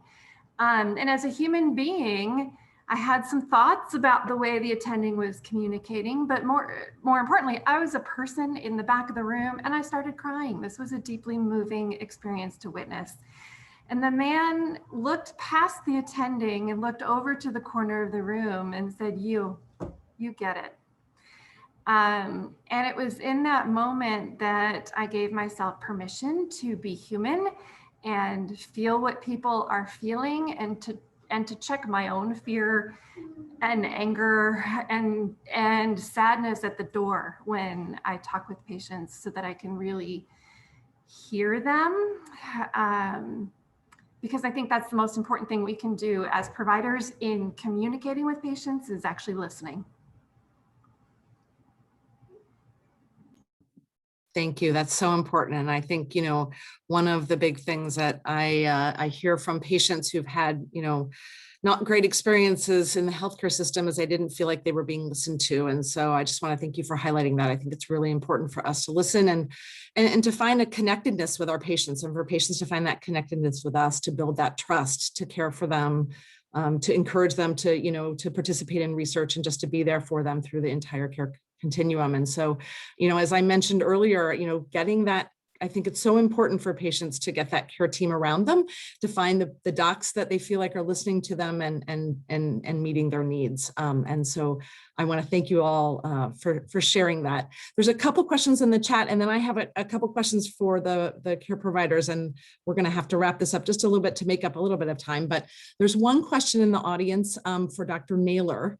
Why, in terms of the colonoscopy prep, why is it the same for all, a 250-pound man versus a 150-pound woman? My answer to that would be, it's actually, technically, it's not the same for all. That's the prep that we start with. But as people who have undergone it may be aware, that the prep doesn't always work the same for everyone. So sometimes we have to adjust it by either providing a different prep or more of the same prep. So it does get individualized, but to make it easy on primary care doctors and others, there's sort of a general prep that we start with. It's the safest prep sort of available, and the one with the longest track record, which is the jug that everyone is usually familiar with. But it can change depending on how they do with that medication. Great, thank you. There was another question in the chat about whether the slides will be available later, and yes, they will. And this entire session is being taped and will be made available to everyone, including the link to the Family History Toolkit. So thank you. I'm going to ask one last question of the panelists. There's no more questions in the chat. But what are some of the changes, if you think about like cancer care and the area that you're involved in, what are some of the changes, either big or small, that you think are really important to improving cancer care? And I'll start with Dr. Maga again, and then we'll work down in the same order. Yeah, so I haven't been practicing that long of a time, but something has changed quite a bit in the area of genetics.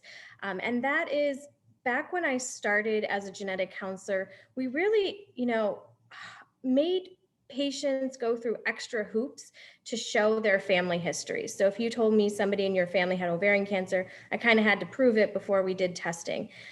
We're no longer there because the testing has come down in price, and insurance companies very much understand the need for this testing. We're doing bigger testing. And so something that personally has changed for me, and I think other genetic counselors and providers who do this testing, is I listen to my patients, and if they at all think that these individuals in their family had these cancers, it kind of stops there. And we say, do you want to do genetic testing, which is a blood draw? Here's the kind of information we may or may not get from this. We could find nothing if that turns out your aunt didn't have that cancer, but we could find something, and we just go from there. And so I think access to genetic testing has become much, much easier and much, much affordable. In fact, I would say for our patients at UIC, pretty much nobody pays out of pocket for this test. Great, thank you, Dr. Maga. Right, and we just remember that while the majority of cancers, that are out there are not due to these hereditary cancer syndromes, it is an important question, and please be empowered to talk with your doctor about genetic testing. It has become much more widely available, as we just heard, and see if it's right for you and for your family. So thank you. And Dr. Naylor? What are some of the changes that you think, big or small, that you think you would like to see around cancer care or in your area of cancer? Which is really around screening, right? I mean, thinking about, I think the family history piece is has really changed the way that, we think about guidelines and about cancer screening. Yeah, I think the idea of really personalizing care is something that we're trying to move forward with, so that everyone is not put into the same box, because certainly different populations suffer more from certain cancers, and we should do our best there's only so much supply, so we should really try to focus on getting care to those who would benefit the most from it. So I think that's the part, both with screening and with cancer care itself, that I hope to see the most change in as we move forward. Great. Thank you, Dr. Naylor. Dr. Manst? I was going to say a very similar thing to both Dr. Taylor and Dr. Maga, getting care to those who need it. Definitely thinking about the screening realm, screening for cancer, screening for genetics, and bringing it to our population at Miles Square Health Center. We have a largely underserved population who doesn't typically have access to these things, and we bring it to them by implanting survivorship in the clinic there, and are able to offer them services that aren't typically offered. And just watching this blossom and watching it grow more as we grow our genetics initiative at Miles Square Health Center for primary care population, and enhance screening for cancers, colorectal cancer, cervical cancer, breast cancer, prostate cancer across the health system and our clinic. Those are things that I'm looking so forward to seeing how that all evolves over the next couple of years. Great. Thank you, Dr. Mance. Yeah, I think getting those screening tests out there, early detection, is so important to pick up these cancers before they cause symptoms. When they're really at the most treatable stage is so critical, whether it's cervical cancer, prostate cancer, colon cancer, breast cancer, and lung cancer, which are the most common cancers out there. Dr. McLaughlin?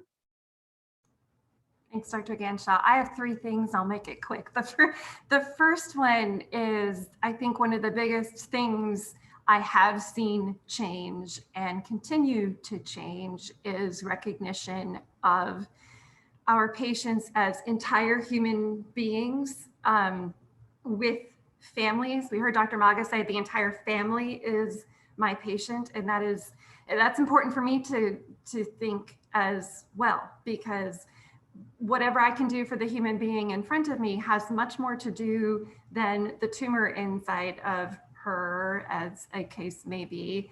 And I think when I started this back in the day, we still have tumor boards where we are laser focused on the cancer and we talk about what should be done, when really we need to think about the whole person, which brings me to my second point, which is that words matter. And I think that's true, period, end story. We learned a lot about that in the last year and a half or so, but it matters in cancer care tremendously. And I think a very small thing that we can do as providers is be cognizant of the words that we use. We have often been trained to say things like, she failed Taxol, when did she fail Taxol or did the Taxol fail her? Or did I fail her by giving her Taxol? Each of those words have profound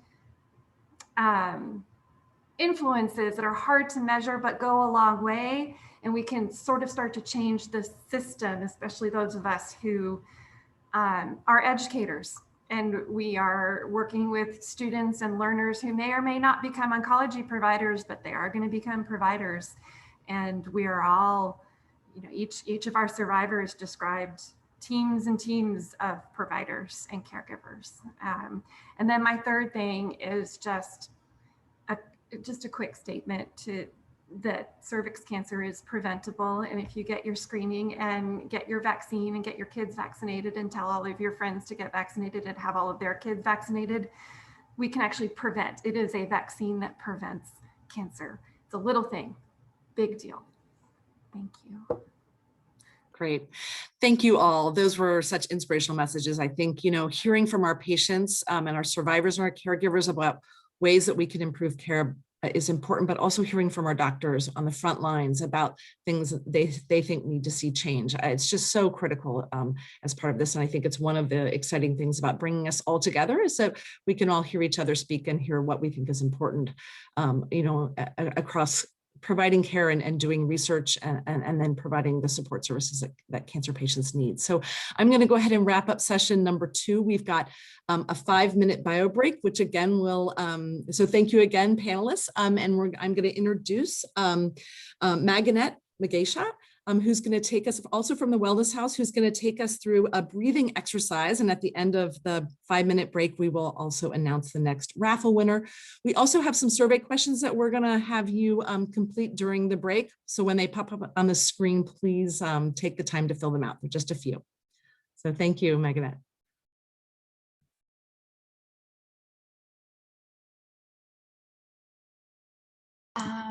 Let's see. Hello, everyone. Good afternoon. As Dr. Gaucho said, my name is Maganet Magesha, and I am a representative from Wellness House. I'm one of the senior oncology support counselors. So happy to be here with you today. I have to admit, I came prepared to do my mindfulness exercise, and wow, have I just gained so much rich information. I feel so fortunate to be a part of this conference, and just want to thank my new Shiros and heroes and the survivors, Maurice and Brenda and Kelly and Katie, for sharing your stories so bravely. Just know that it has really impacted me this morning. So I thank you, and I thank you all to the providers who are here and are so passionate about the cause. So thank you, University of Illinois Cancer Center and Chicago CHEC for organizing this. I get the honor and privilege to represent Wellness House, which we got a shout out from one of the, or a few actually, of our of the survivors, just talking about the holistic model of care that we offer at Wellness House, which is really treating the mind, body, and soul. We have a long list of programs across, again, mind, body, and soul, and exercise. You get to hear from one of my colleagues already. My area of the house is as a psychologist, facilitating support groups, gathering people together who get it, right? Who can come together and feel less alone and discover ways to live through their cancer. I will be leading you today in a mindfulness exercise, and just a brief tip.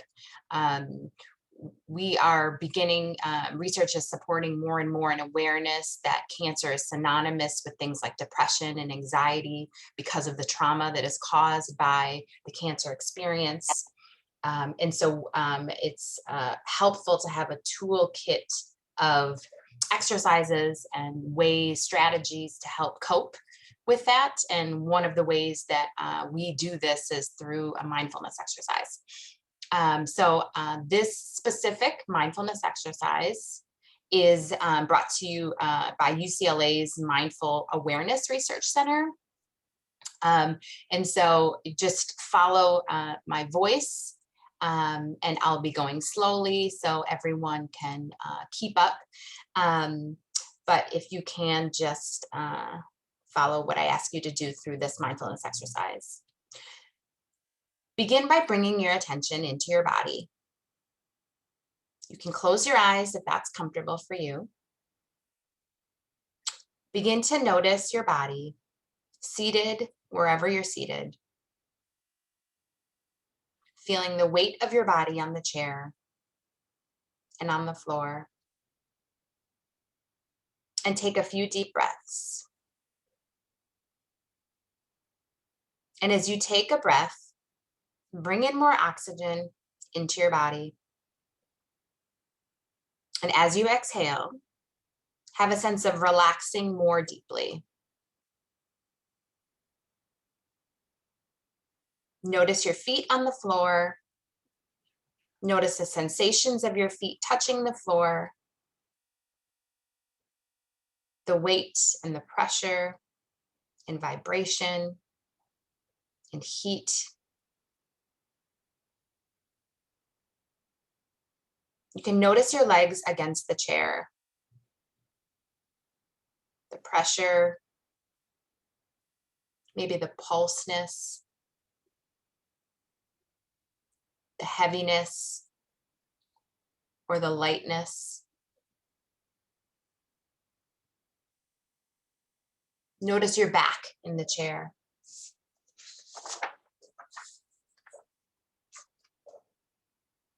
Bring your attention into your stomach area. If your stomach is tense or tight, be aware of it. Try to let it soften. Take a breath. Notice your hands. How are they positioned?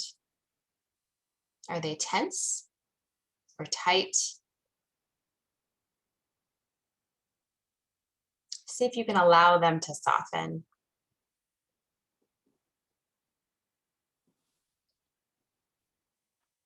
Now notice your arms. Feel any sensation in your arms.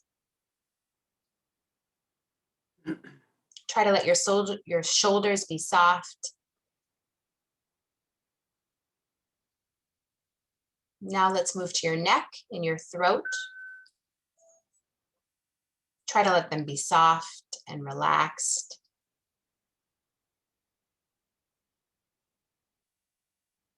It's continuing to move to your jaw. Let your face and facial muscles be soft.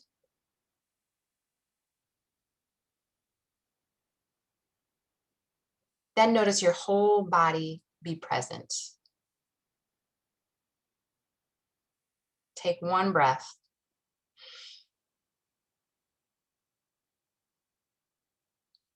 Be aware of your whole body as best you can. Taking a breath. And when you're ready, you can open your eyes.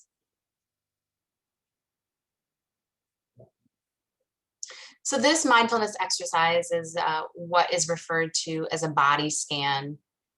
And it's an example of a quick way to give yourself an assessment of where you feel tension. And it's also an opportunity to give yourself a gift by bringing the awareness back into yourself. There's so many reasons, especially in our world today, to feel tension. And whether that's our own medical illness through cancer, so many reasons to carry tension. But what a gift it is to be aware of that and to work proactively to soften yourself. And so I hope this exercise was just a brief gift for you. The great thing about mindfulness is it's something you can do anywhere you are, whether you're sitting in a chair at work, just after cooking a meal in the kitchen, or wherever you might be, even outside, maybe on the playground with your children. It's an opportunity for you to just pause life and give yourself a gift. So thank you for this opportunity to be here with you today. And I hope this was helpful. Thank you, Magnet. Thank you so much. That was really helpful. Really appreciate your time joining us and providing us with these helpful tips. I don't think I introduced myself before. My name is Ifeanyi Beverly Chukwudozie. I am the Assistant Director for Training and Education and also the Program Director for Chicago Check at the University of Illinois Cancer Center.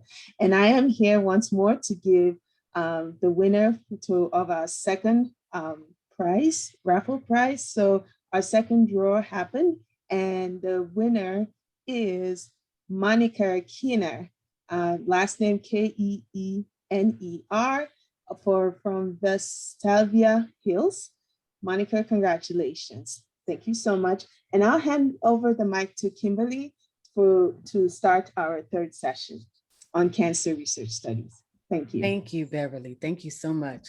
I thoroughly enjoyed that brief minute of mindful meditation. So I appreciate that so much, Wellness House. And now I want to sort of shift our thinking from survivorship and care providers to the important work that our researchers do. I have the pleasure as a research advocate at UIC Cancer Center to work with these outstanding human beings. I get an opportunity to do some work with our MD, PhD students in creating sort of educational content to help patients and caregivers and survivors who want to get into patient advocacy to begin to understand what cancer research is like. And so one of those outstanding human beings is Ryan, and Ryan's going to introduce himself and tell you a little bit about what he does in terms of his passion towards cancer research. Ryan? Thank you, Kimberly. I'm going to go ahead and share my screen here.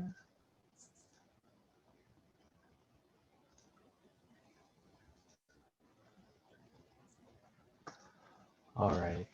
So my name is Dr. Ryan Nguyen. I'm the Chief Hematology and Oncology Fellow at the University of Illinois Cancer Center. I also take care of patients with cancer at UIC and the Jesse Brown VA. I want to thank everyone for having me on today.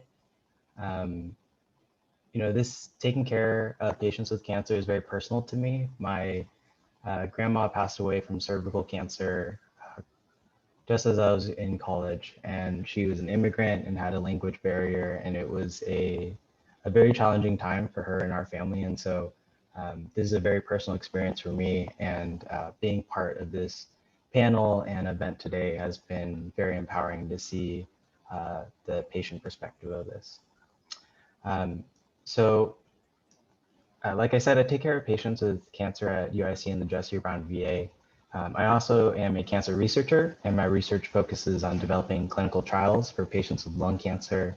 And I also study enrollment disparities in cancer clinical trials.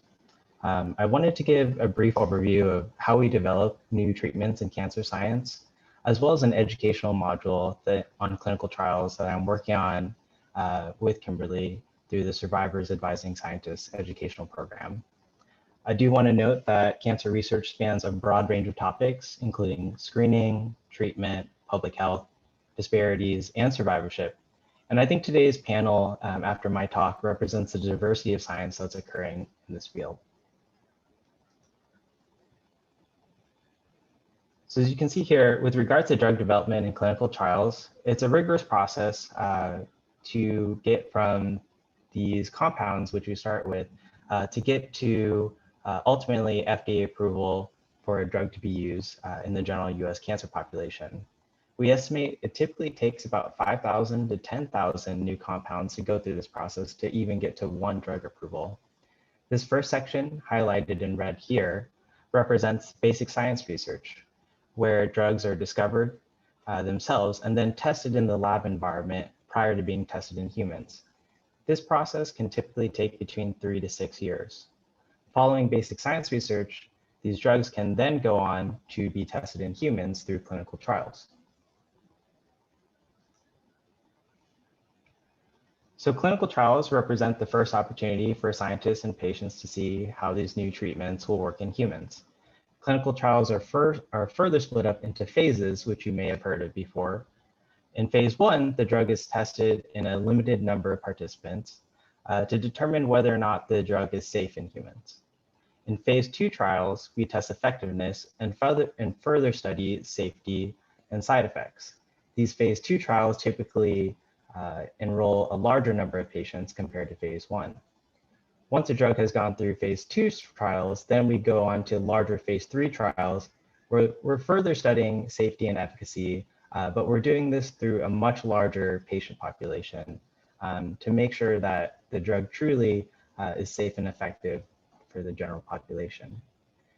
Once the drug has gone through these phases, the FDA then reviews this drug to determine the data from those clinical trials and confirm whether or not it's safe and effective for the general US cancer population. Following approval, any studies that occur afterwards are known as phase 4 studies and help us determine any long-term side effects. So as someone who discusses clinical trials with patients as their doctor, as well as a researcher, I've seen that patients can often feel overwhelmed when they're approached about being on a clinical trial. With the guidance of Ms. Richardson through the Survivors Advising Scientists Educational Program, I've been developing a module on what to expect on a clinical trial. These are generated by real life questions that patients have asked me when I talk to them about clinical trials in our clinics here. And we've developed this model to cover topics such as who qualifies for a trial, who are the key people involved in this trial, what happens on the trial in terms of treatment and monitoring, things like who pays for the trial, which is a common question, and what happens after the trial ends.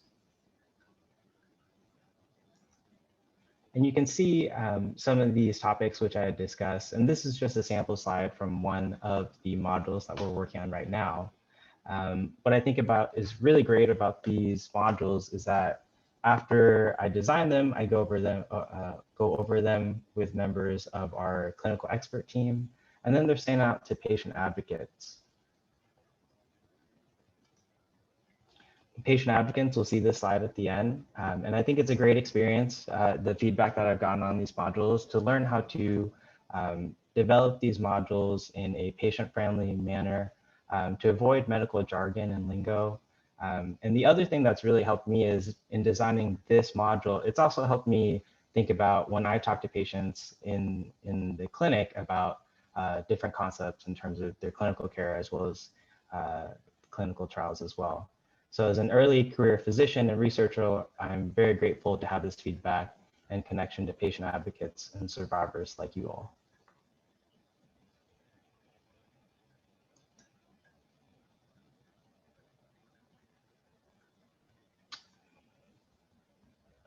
And that's it. Thank you. Thank you again for having me on. I appreciate it. Thank you so much, Ryan. I am, you know me, I'm always excited when I get the opportunity to be around my tribe. You guys are always come to the table earnestly wanting to convey this very complex information in simple to understand language. And the way that you guys embrace the patient advocates who review your work and how humble you are about taking in those reviews and that feedback is outstanding. And so now we're going to add some additional folks to this panel that are no strangers to me, but I want to make sure that everyone here gets an opportunity to introduce themselves to the folks on at the event today. We'll start, of course, with Dr. K. Hi, welcome everybody, and thank you so much for this event. I wanted to just mention briefly the kind of basic research that I do. My day and night job is the director of the Cancer Center, but my other day and night job is to run a research lab studying cancer. And our area of specialization is trying to find unique vulnerabilities in the cancer at the earliest stage of that research spectrum that you saw from Ryan. In the decades past, we focus on the cancer cell itself and the genes that were changed in that cancer cell. But in the last decade or so, we've been focused much more on the immune cells that are meant to attack the cancer, the way the cancer is nourished.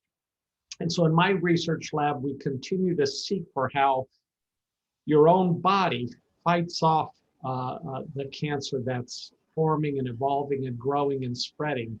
And by understanding that, identify new ways to harness your body to attack the cancer or new ways to block the cancer. So I represent that type of laboratory researcher that studies what we refer to as the tumor microenvironment. And for us, this is a new frontier for drug discovery. And I'm glad to take any questions about that. Thank you. Thank you, Dr. K. You exemplify what our mission statement of Community to Bench. You've embraced me as a patient advocate, and you've been a great leader in terms of the collaborations between patient advocates and your cancer researchers. Dr. Molina. Gracias, Kimberly. I'm going to speak this next part in Spanish and I'll change to English. Excellent. Buenos días, bueno, buenas tardes, casi. Soy la Yamile Molina, Yami, por favor, y soy una profesorita y una doctorita aquí en UIC. Y solamente quería hablar primero en español porque es muy importante para mí, porque soy la hija, la nieta, la sobrina, la amiga y de todo, ¿sabes? De personas que son sobrevivientes, que tienen tanto poder, ¿sabes? Que son tan poderosos en tanto. Y quería primero empezar en español. Voy a parar ahora porque yo sé que los intérpretes son buenísimos para este evento. So muchas gracias a ellos también. Hi, I just wanted to introduce myself. My name is Yamile Molina. I'm a professor. I'm going to do this real fast. Yami, please, for short. And I just wanted to say my research interests are really based on my personal experience as somebody who is a daughter, a cousin, a granddaughter, a niece, et cetera, of cancer survivors and patients. And it's extremely important to me. And I work primarily in the socio-behavioral research field, specifically thinking and recognizing the resilience of survivors, especially those of us who come from underserved and powerful and resilient backgrounds. And then also talking about financial toxicity and what are structural barriers to our quality of life. Dr. Molina, thank you. You know, you are my one of my spirit animals. Dr. Hamlish. I'm Tamara Hamlish. I'm a research scientist in the UI Cancer Center, and I am a medical anthropologist. I focus on patient experience research, and that goal, it's different than patient-centered research, patient outcomes research. The goal of that research is actually to understand and document in a systematic way to be able to share with providers the differences between the medical experience or the medical model of disease, which starts with diagnosis and then moves into treatment and then moves into post-treatment recovery, and how patients experience the disease in their bodies, in their minds, in our healthcare system, in our families, in our communities, and in society at large. So shaping the way that, creating a systematic understanding that we can use then to develop interventions, to transform the healthcare system into a much more patient-friendly environment, not just for patients, but as we've heard today from providers, to make it easier for providers to care for patients, to reduce some of the gaps or eliminate some of the gaps, reduce some of the barriers for all patients. Well, thank you all for assembling today. And so I'm going to ask maybe a few questions, and I'm going to combine a few just because in the essence of time. So I want to ask first, in terms of patient engagement, there is no secret as of the last 2 hours, we have seen majority white physicians and white researchers. And yet we sit inside of a major catchment area of Black and brown folks that we serve. Now, I know, because I work with all of you guys, how passionate you all are about dismantling disparities. And I know the leadership that Dr. K has in terms of really being able to understand more about patient engagement. But as we look back over the last year with COVID-19, and we look at all the disparities that we see in healthcare, what do you guys really look at when you start to think very clearly, coming from your own personal experience, how are we going to do a better job at patient engagement and its relationship to research? Dr. Hamish.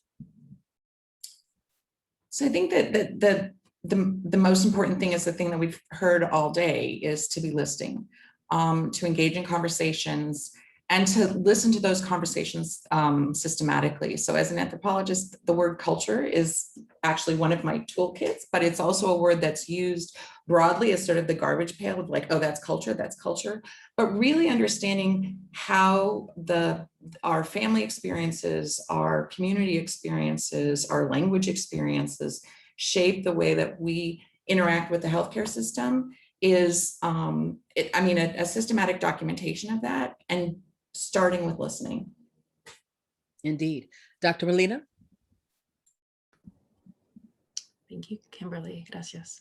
So I think for me, patient engagement and our focus on patient engagement really needs to start where you started, Kimberly, as always our leader in this, by talking about structural racism and structural oppression. And we can't get out of that. There's structural racism, there's xenophobia, there are a number of structural barriers that persist.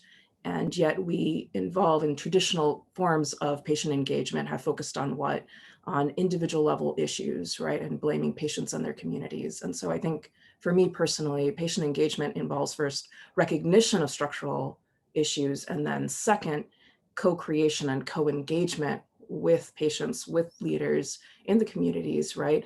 To battle against that, and both battle against the structural barriers and then reinforce the coping, that the community level coping and the patient level coping against that, right? Because, patients and communities, they don't live in a vacuum, right? We live and we breathe and we experience all of these things. And at the same time, as we're experiencing them, we don't stay still. We're not waiting for someone to rescue us, right? So what are we doing? And what about what are we doing works for us, and can we use to promote and to strengthen and to support, right? And so for me, patient engagement is really listening, exactly like Dr. Hamish said, and really having the calmness and having the humility to understand that while I love to talk, someone else is going to talk better around these issues, and then also tell me what I need to do and let me be a servant to them, right? And let me see their leadership in that. And Ryan, well, how cool is it to be in research and have all these requisite skills as it relates to research, but also having that personal background knowledge as a person of color? How do you bring all those things together, particularly in your new trials around disparities and your work from ASCO? Yes, like you were saying, something that I've noticed a lot as an oncologist is I talk with patients all the time about what treatments we recommend for their cancer. And when I look at the data and the trials that I'm basing these recommendations on, the patients who are enrolled in these trials almost never reflect the patient population that I'm taking care at UIC. And so a recent presentation I did at the National Oncology Conference, we looked at these trials that led to FDA approvals.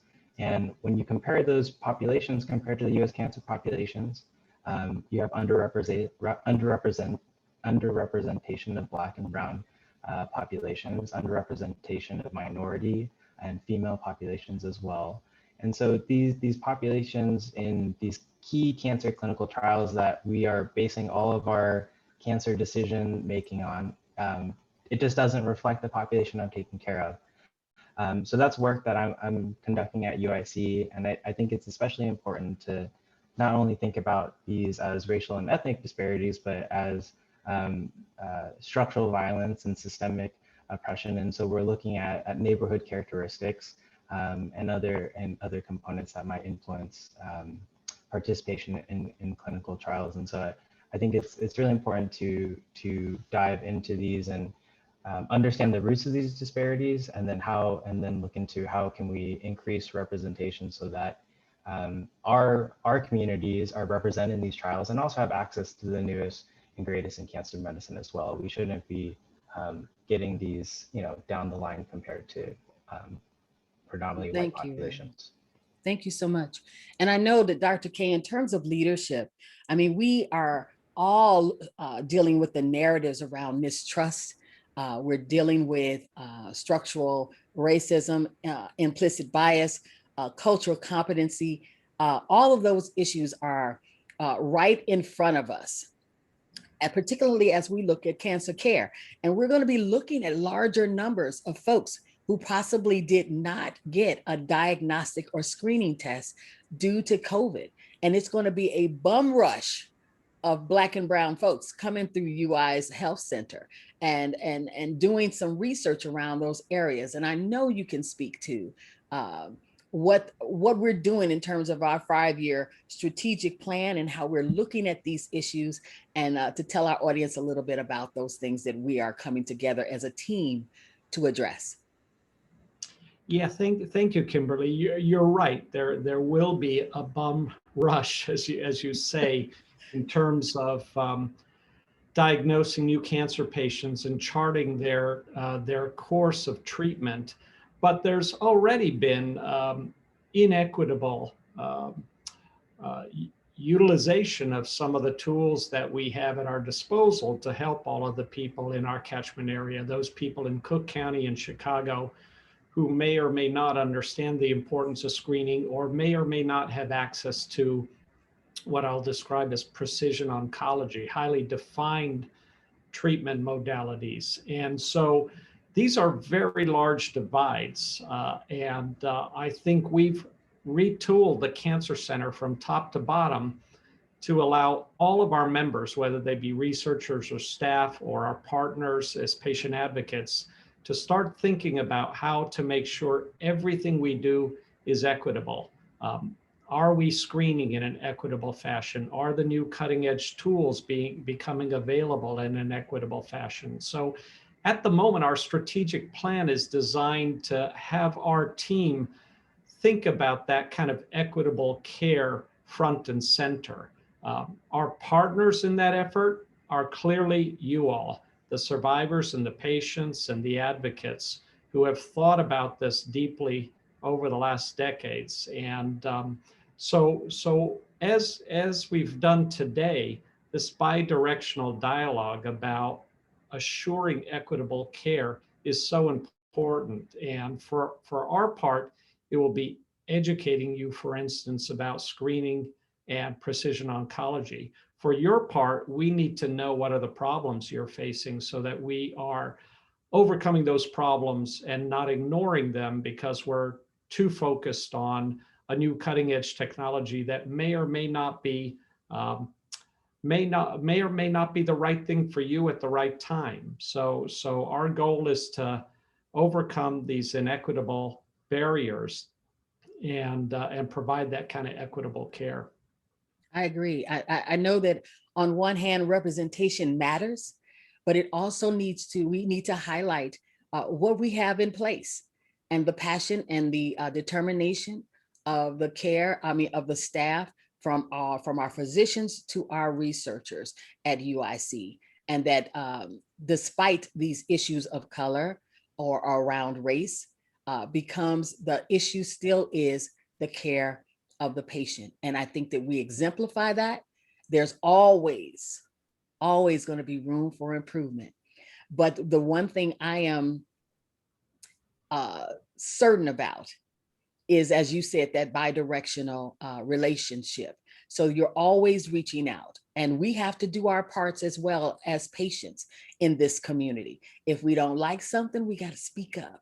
We got to be on community advisory boards. We have to fill out those surveys and tell folks what you don't like and what you do like, and be a part of, not only as an advocate, but as an activist in changing the way we relate to one another, because patients are just as smart about their bodies, and they know when things are not good. And we have to start to continue this language of oncology, as I like to call it. It's a way of talking to one another. And we are doing that very successfully, ain't we, Ryan? And when we talk about how we are working together as patient advocates and researchers. And so I thank you all. I don't see any Q&A questions from the audience, but if there's any one thing you'd like to end with, here's your opportunity. I'll go back around one more time. Ryan, is there anything you'd like to add? Just want to thank everyone for having me on today. This has been truly, again, it reaffirms the work that I do, and I'm very happy to be part of this team and community. You rock, Ryan. Dr. Hamlish? I just wanted to second something that Dr. Molina brought up, and that's that the burden is not on the patients. The burden is on the healthcare system. That the change needs to happen in the healthcare system. When we think about mistrust, we need to think about not educating patients, but educating providers, and not just individuals, but making those changes in the healthcare system so that the healthcare system is accessible and friendly, and that there is equity in the way that we deliver care. Indeed. Dr. Molina?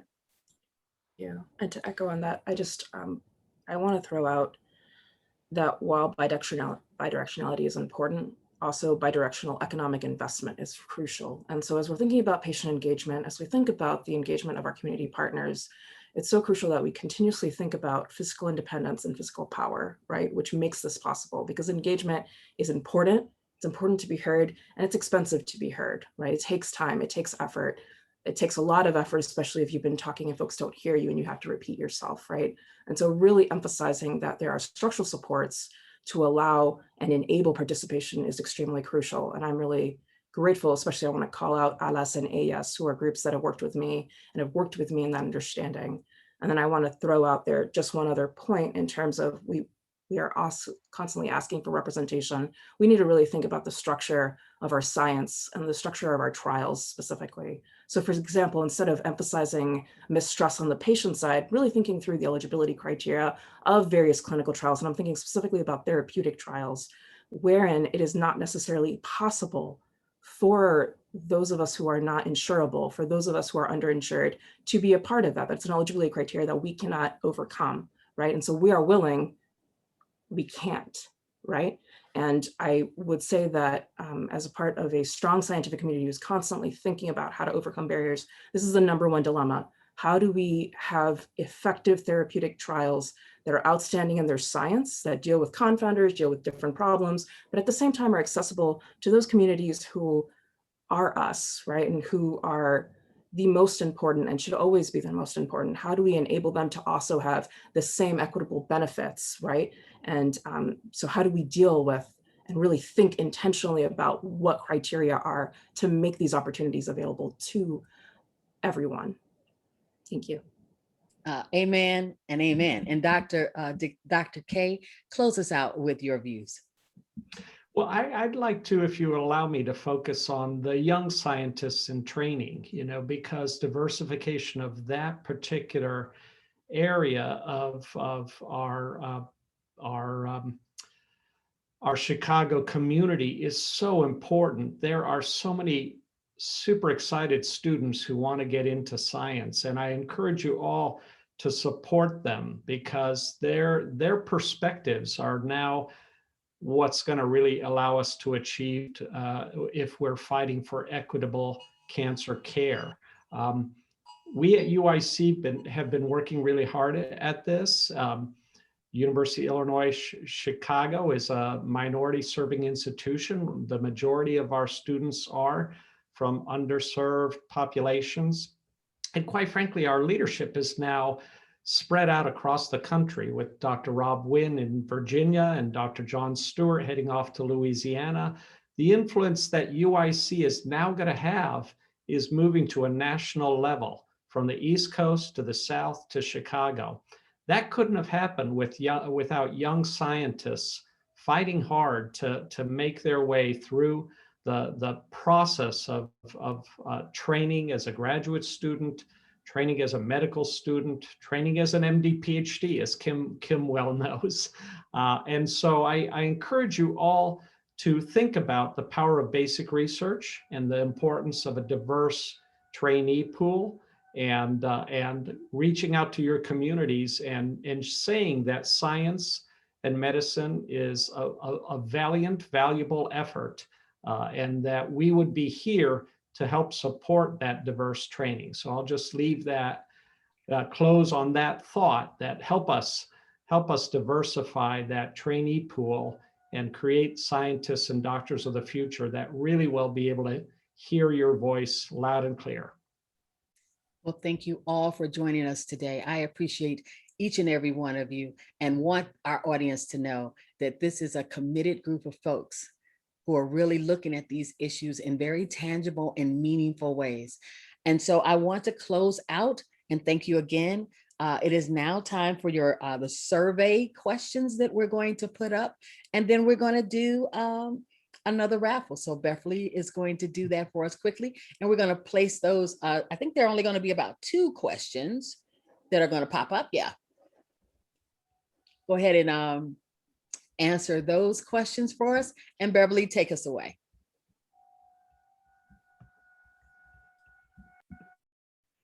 Thank you so much, Kimberly, and the panelists during the research and clinical trials panel.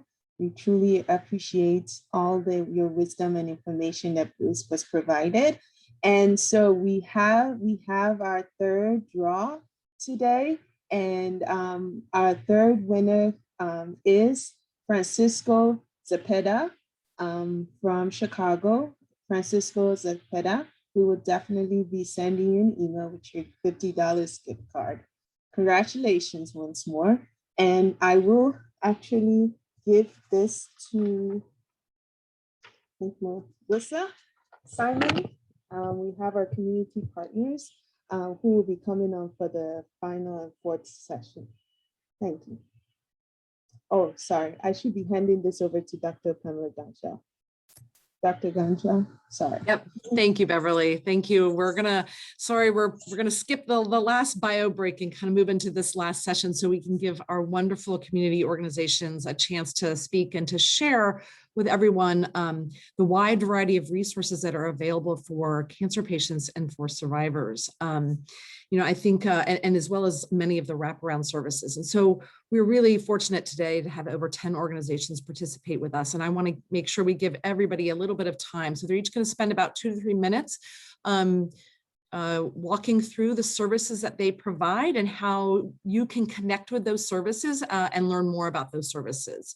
And so we're going to go ahead and share those slides right now.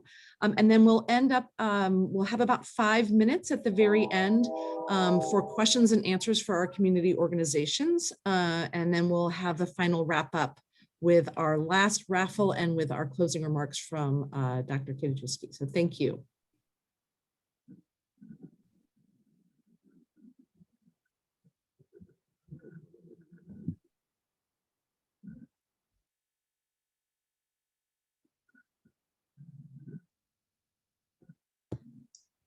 Thank you so much, Dr. Gansha. We have Jeanette Gonzalez joining us from Alas. I think she mentioned she might be having some issues with her audio. Jeanette, can you hear us? I can hear you. Can you all hear me? Yes. Oh, great, great. Well, thank you. It's an honor. It's an honor for Allah's Wings to be a partner, a community partner with Chicago Czech. And so we just want to share a little bit of information about our organization, a little bit about our mission, our services, and how you can contact us.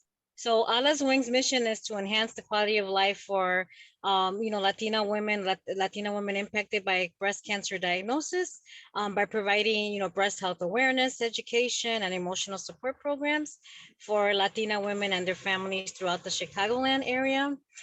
Some of the services that our organization provides are support groups. All of the support groups that are provided through our organization, they are completely in Spanish. All the educational workshops are in Spanish as well. And then one of the things that Alas, when it first started 10 years ago, because the organization celebrated 10 years this year, so we're really excited to be celebrating our 10th anniversary. One of the things that it was really known for was this Alas on Wheels program. So the organization decided, I don't know if everyone's really familiar, back 10 years back ago, that there was an organization called YME, and YME did a lot of breast prostheses and things like that. And when YME closed, Judy Gittleman, who's the executive director of Allah's Wings, decided that she wanted to carry on that portion of the services that YME provided, and decided to put this program together, this Allah's on Wheels, which is a mobile salon, which gives women the opportunity to get prostheses and wigs and sleeves if they're facing issues of lymphedema. And then Allah's also offers yoga that's completely in Spanish as well. And so, the way to get in contact with us is through the phone number that you see here on this slide. Also through the email that you see here at admin@allahswings.org and our webpage. And it's really interesting. I want to share that when the pandemic hit, a lot of organizations such as ours thought that, oh my God, this is the worst thing that could have happened to us. But interesting enough, we were able to pivot and teach our women and guide them on how to use Zoom. And now recently, when we celebrated our 10th anniversary, and just last week we had an educational workshop with a breast cancer surgeon from Advocate Illinois Masonic Hospital. There was a lot of women from all over Latin America. So we're having women join in from Guatemala, from Argentina. So it's just really, really interesting where our reach is now not only now becoming the Chicagoland area, it seems to a lot of different places in Latin America, and also recently also in the East Coast. We've been having people join us from Massachusetts and from New York. So it seems like there is a big need for Spanish language support for women that are impacted by a breast cancer diagnosis. Great. Thank you so much for sharing that. Yes. Thank you for having us. Okay, next is the Blue Hat Foundation. Hi, good morning. It is such an opportunity, a great opportunity to be here, and this has been such a great event today. So the Blue Hat Foundation was formed after my own experience with colorectal cancer, and after reviewing that there were no services during that time in 2003, I identified the services that were still in need today. And so we provide education for colorectal cancer screening to minority and medically underserved communities.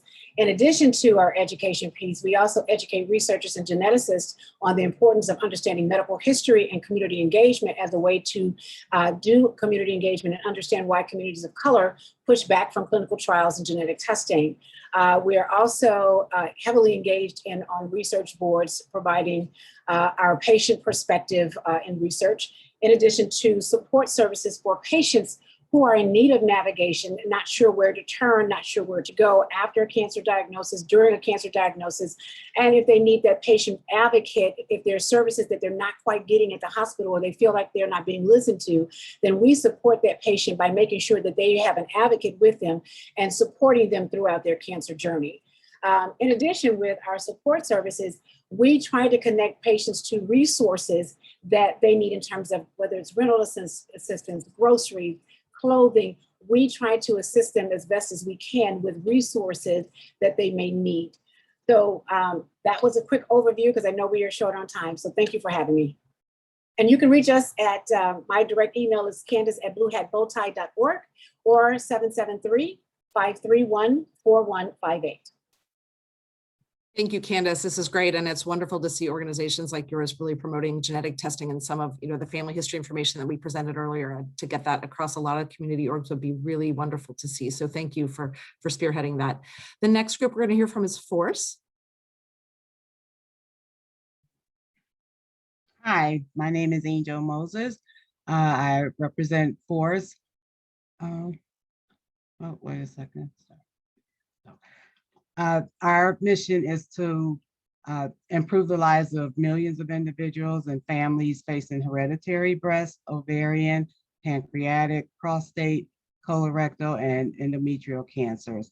Our community includes people with BRCA, ATM, PALB2, CHEK2, PTEN, or other inherited gene mutation, and those diagnosed with Lynch syndrome.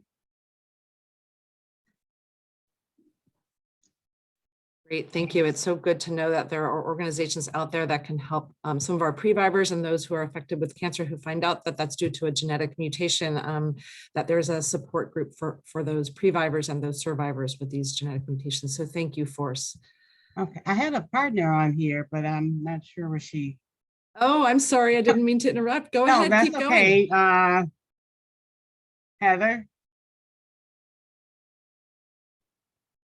Okay, I'm not sure where she is. So I just wanted to just quickly give our helpline number. We can be reached at 866. Sorry about that. I'm here. Can you hear me? Oh, yeah. Yep, we can hear you.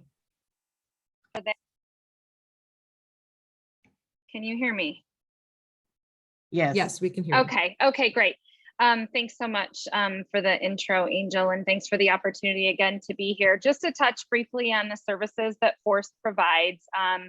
The goal is to accomplish the mission through education, really 3 pillars. So education, support, and then also through serving as an awareness and research champion.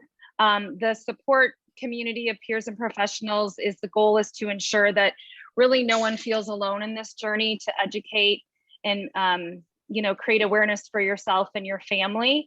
Again, Force is a champion and they advocate for access to care and better treatment and prevention options for yourself and also for your family.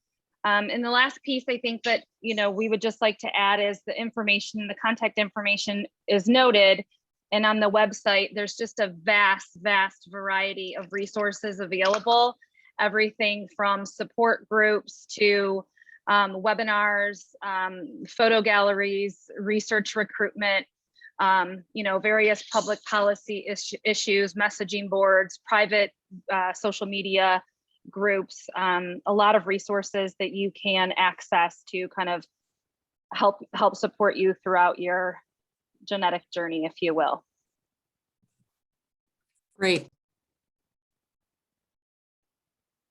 Sorry about that. Thank you so much. We seem to be moving in alphabetical order, and so we're going to go on to our next group, which is Gilda's Club. I'm sorry to rush us through this, but I want to try to make sure that we can end on time and be cognizant and respectful of everyone's time today. So thank you, but this is so important. So Gilda's Club, we'll have you go next.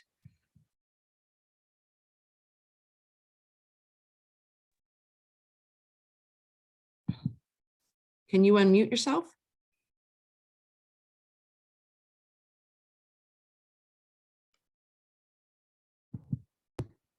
Debbie, can you hear us?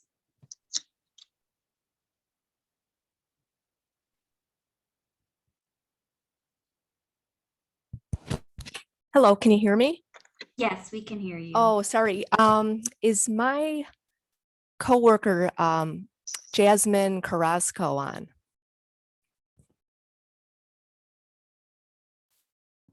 She is. It looks like she can't unmute herself. She can't find the unmute button. So oh, okay. We'll try to unmute her, but if you want to go ahead and start. Sure. Okay. Sure thing. So welcome and thank you for having us here. Gilda's Club Chicago is a support organization to offer anyone who's been impacted by cancer. We provide free emotional and social support to anyone impacted by any form of cancer. Looks like Jasmine just got on, so let's see if she's able to speak. Hi, Jasmine. everybody. Can you guys hear me? Yes. Perfect. Okay. Thank you, guys. Thank you, Debbie, for taking the lead on that. I just want to introduce myself. My name is Jasmine, and I'm responsible for our Spanish language support at Gilda's Club Chicago. Our mission has always been to ensure that all people impacted by cancer are empowered by knowledge, strengthened by action, and sustained by community. We're happy to be here with other community organizations and really like to show support for Chicago CHIC every time we get the opportunity. Gilda's Club offers free social and emotional support programs to anyone who's been impacted by cancer. We have support and networking groups, social events, lectures, art and healthy lifestyle classes, and so many more unique programs being added every month. Although in-person support is part of what makes our program so special and impactful, since last March, we've been supporting everybody virtually. You can find all of our activities on our website at gildasclubchicago.com. You can also give us a call at 312-464-9900. If you're looking specifically for Spanish support, you can always reach out to me directly.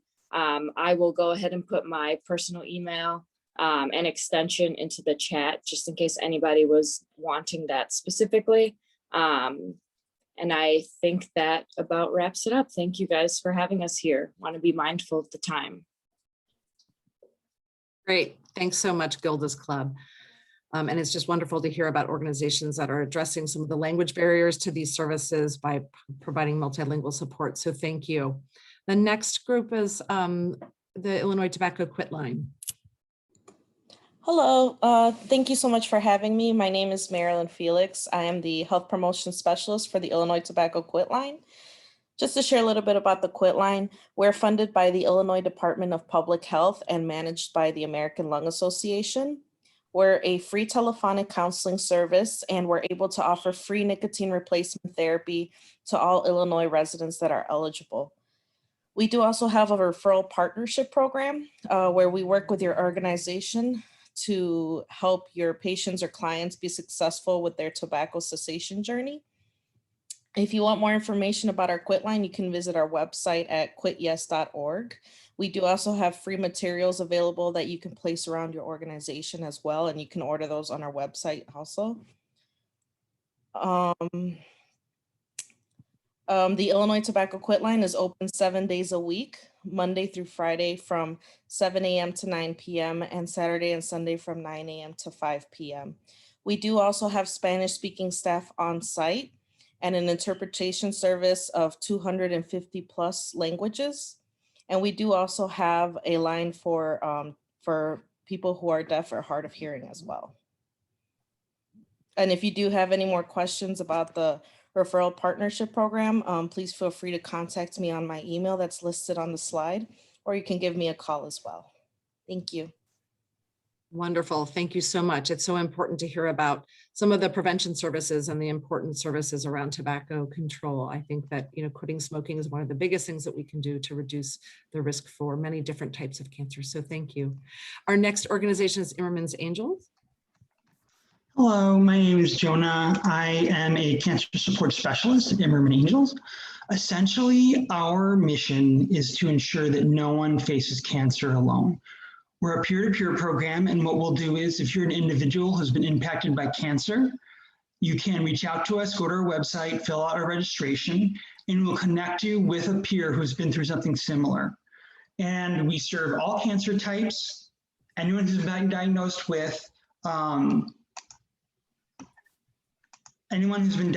any type of cancer, thank you, and previvors, so anyone who has a genetic predisposition to cancer, so BRCA positive, Lynch syndrome, but you may not have been diagnosed yet, we can find somebody to match with. Also caregivers, family members, friends of people who've been impacted, we have caregiver mentors for you as well.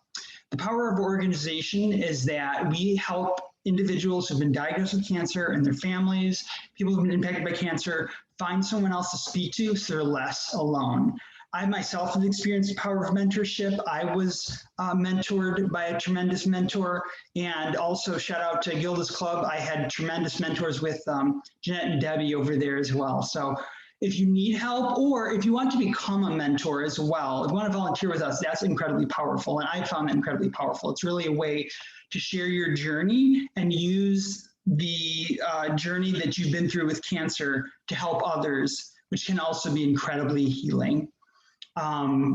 My email is right there on the slide, and our website is right there as well. It's also in, I also just posted it, and we do have some online content for in meetings for people as well. So that's it. And if you're looking for support, please go to the website. If you'd like to volunteer, please go to the website. Thank you very much. Thank you so much. I love the mentorship aspect of that and really bringing cancer patients and caregivers and reaching out to caregivers, but to have that one-on-one mentoring relationship is so important. Remember all those dimensions of wellness we talked about earlier. So many of these organizations can help you connect you with services that can improve your wellness. So our next organization is our own Miles Square Health Center. Thank you, Dr. Ganschow. So I'll just share some information about Miles Square. Their mission is to provide holistic quality health services in the midst of underserved urban community, including things like restoring health, preventing disease, promoting healthy lifestyles. It is a medical home for primary care for all age groups. There's preventive care like flu shots and health screenings as well, women's health care, and vision and dental care. So we did leave the contact information here. There's a phone number and also the website to visit for more information. And as Dr. Ganschow mentioned in the chat, we will be sharing all of these slides with everyone who is in attendance today. So you will receive a copy of all of this contact information.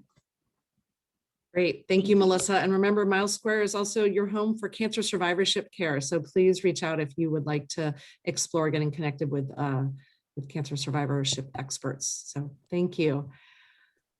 Our next organization is the National Ovarian Cancer Coalition. Yes, so they were unable to, they were actually unable to attend this event, but they wanted to share their information with all of you as well. So their mission is to save lives through the prevention and cure of ovarian cancer and to improve quality of life for survivors and their caregivers.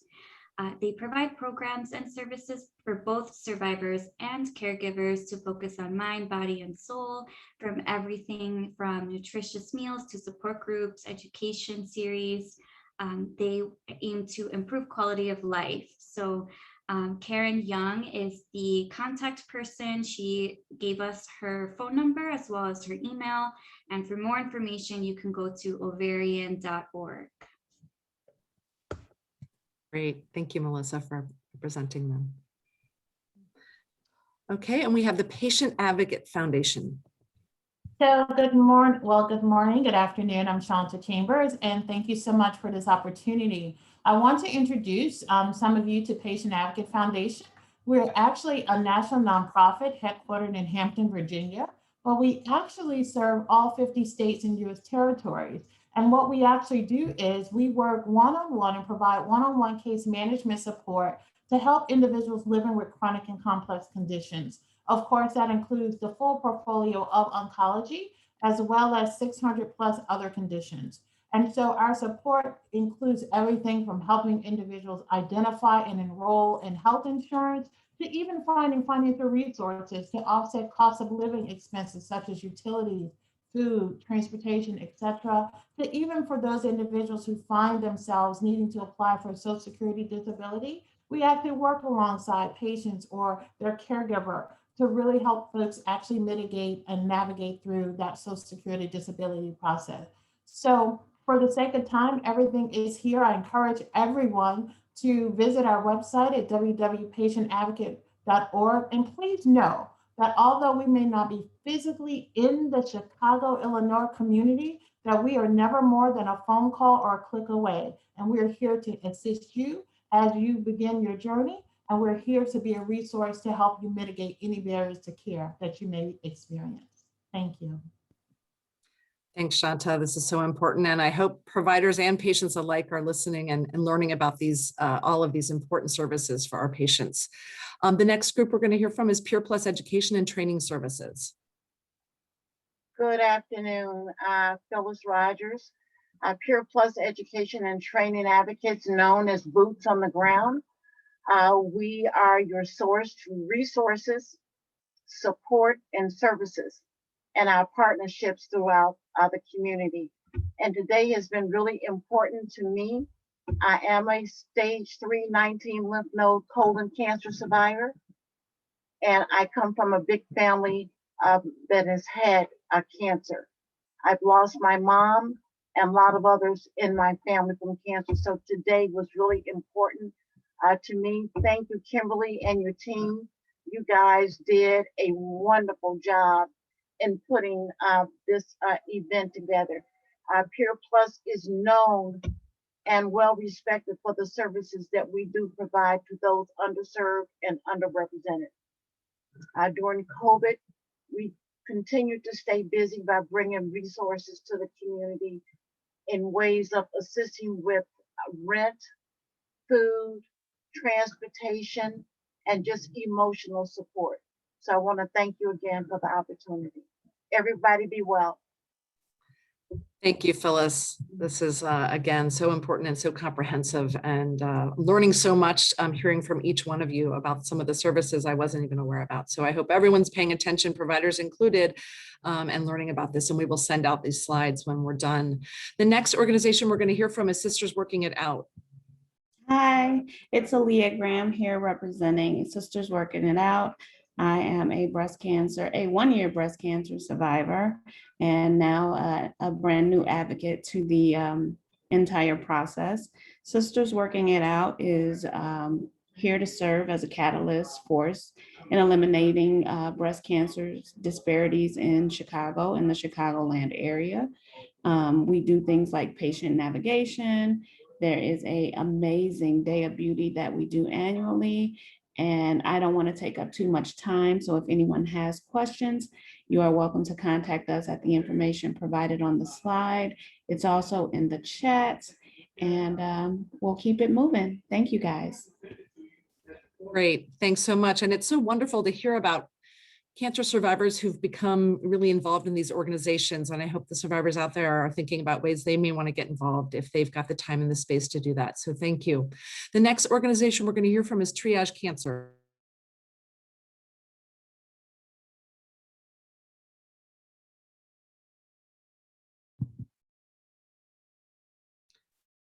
We can't hear you, so you may need to unmute.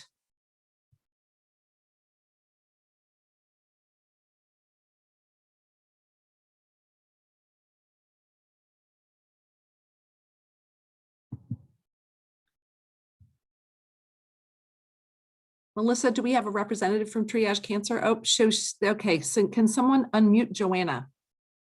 Joanna Morales.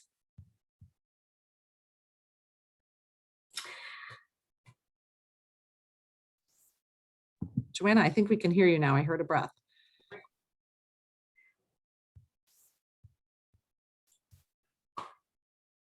There we go. Hi, everyone. Sorry for the technical difficulties. I'm Joanna Morales, and I'm CEO of Triage Cancer. And we are a national nonprofit organization that provides free education on all of the legal and practical issues that come up after a cancer diagnosis. And we do that by providing free events, both in person and online.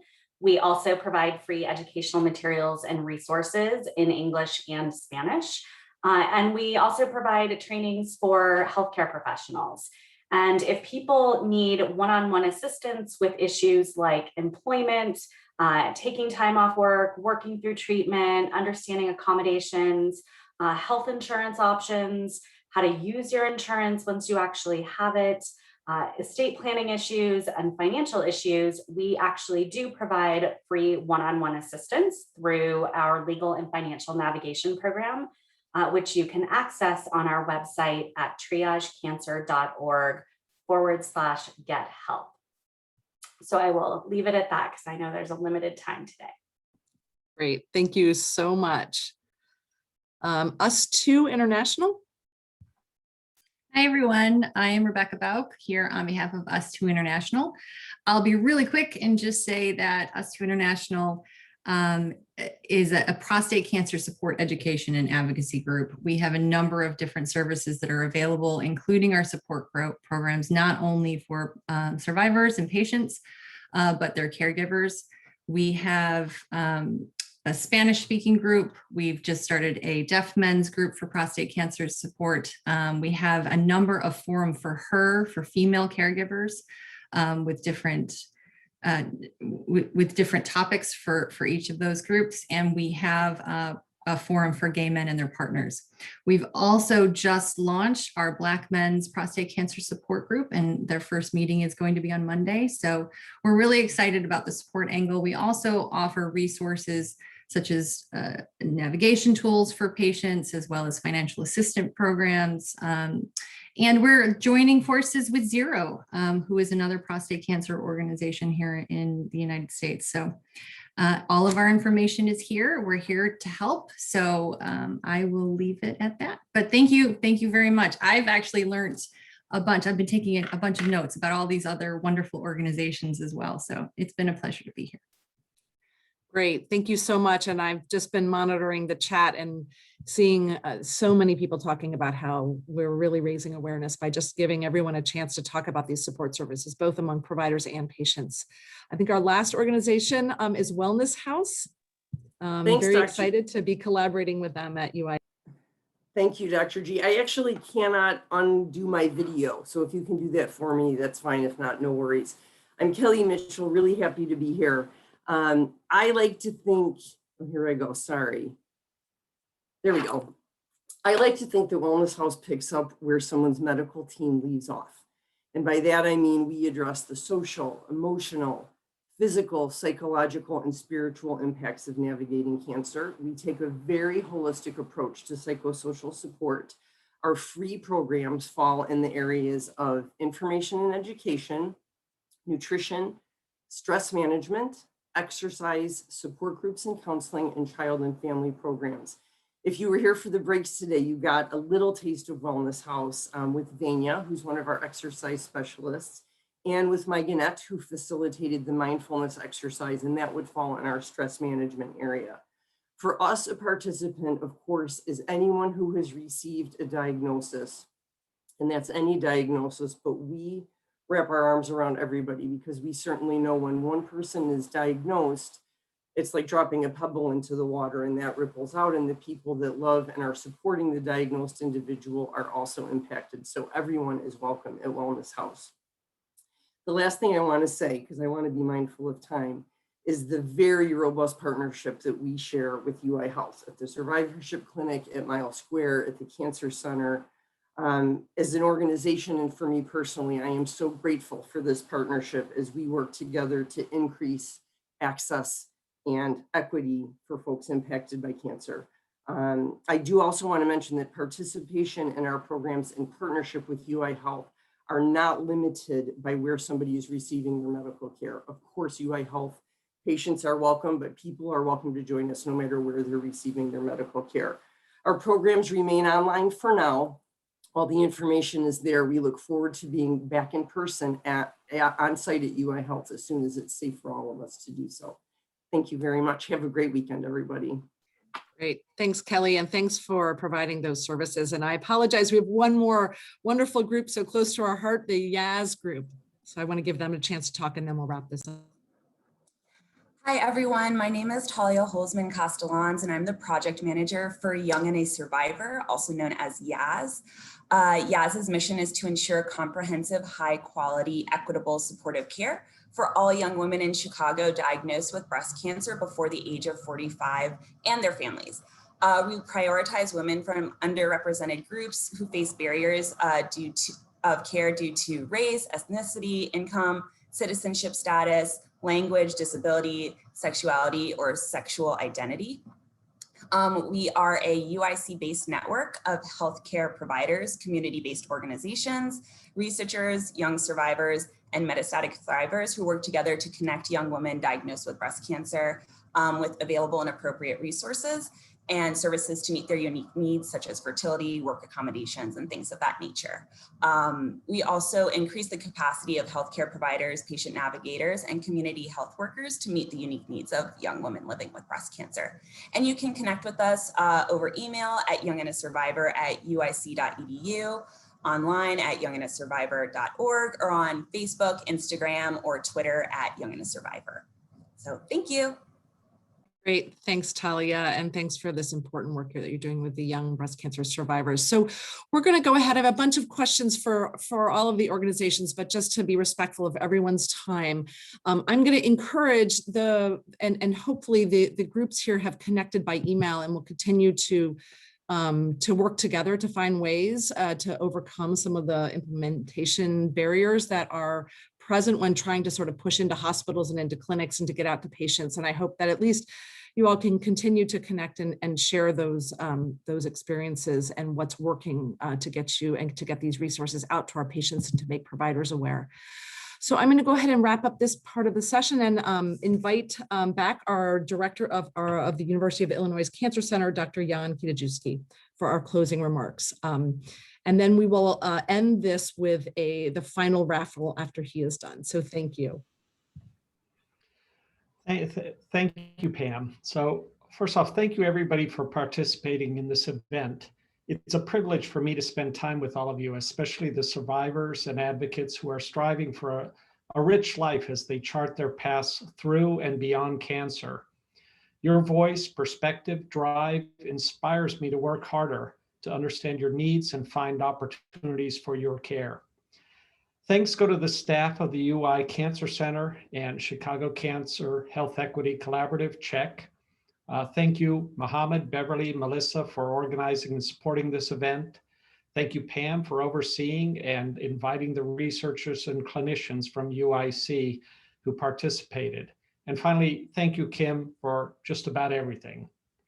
I also want to just very quickly thank all of these key partners we heard from Wellness House, Gilda's Club, Force, Blue Hat, Alice Wings, Illinois Tobacco Quit Line, Immerman Angels, Miles Square Health Center, National Ovarian Cancer Coalition, Patient Advocate Foundation, Peer Plus Education and Training Services, Sisters Working It Out, Triage Cancer, US2 International, Yaz, and other key partners. I'll practice saying that fast 3 times on my future speech practices. This is so exciting to see this rich group of organizations fighting hard to help patients with cancer. Let's review something very briefly. Cervical cancer can be prevented by receiving a vaccine against HPV, human papillomavirus.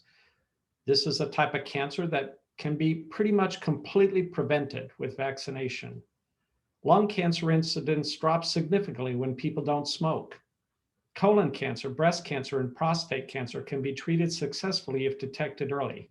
Seek out appropriate screening and knowledge about your family, your genetics. Take care of yourself and be informed.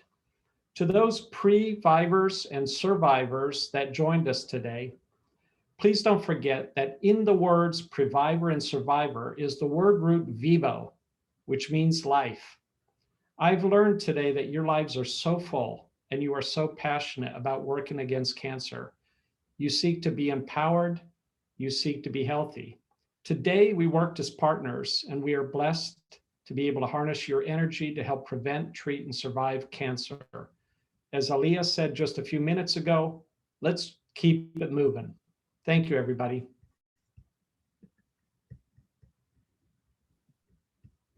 Thank you, Dr. K, and thank you, everyone. We're going to close this out with Beverly announcing our last raffle winner, and then we will end the session. So thank you for all of your participation this morning. And as Dr. K mentioned, to all the organizers, survivors, researchers, and care providers, thank you. Thank you so much. Thank you, Dr. Gansha and Dr. K. I am going to give our final raffle, and the winner of our final gift card, and it's of a value of $100, goes to Sherry Silver Sherry Silva of Buffalo Group will be sending out the final the email to you with the gift card soon. Thank you so much, everyone, for being here with us till the end of this event. We really enjoyed planning this, and I'm going to hand the mic to Kimberly to end this event. Thank you. Thank you, Beverly. Again, to all of the people behind the scenes that made this event what it is today, all of the collaborative thinking and working and the passion that goes behind making sure that the survivor is always first at the Cancer Center. And so we will definitely make sure that you get the information from the surveys that we've asked you to complete today. I thank Dr. K for his outstanding leadership, all the survivors that have been on our panel today, our care providers, the people who are on the front lines, giving us those diagnoses, but also being so careful about our care and our treatment, our researchers, you all are at the bench, making it do what it do, as they say. And we are just going to always be forever grateful for the intensity of the work that you do day in and day out. And we could not I'd be remiss if I do not say to our community resources, particularly those brothers and sisters in this cancer struggle who have defined themselves as 501c3s, who want to make sure that awareness is there. They want to make sure that the supportive services are there, the things that they felt weren't available to them, that is a part of their advocacy. And so to all of you, I say thank you. And we're so incredibly grateful for what you do. Be mindful to the physicians that are on the call, that these organizations, if you're not seeing their flyers, if you're not seeing their services, then you need to connect to them as well, because you're doing your patients an extreme disservice without making sure they're connected to these resources. And so I just say thank you to everyone. We have endured the rain, but yet we still had this wonderful celebration. And to all, just have a great day. And just remember that, it's nothing about us without us. And we are the cancer survivors. And thank you so much for celebrating our day with us today. Have a great day.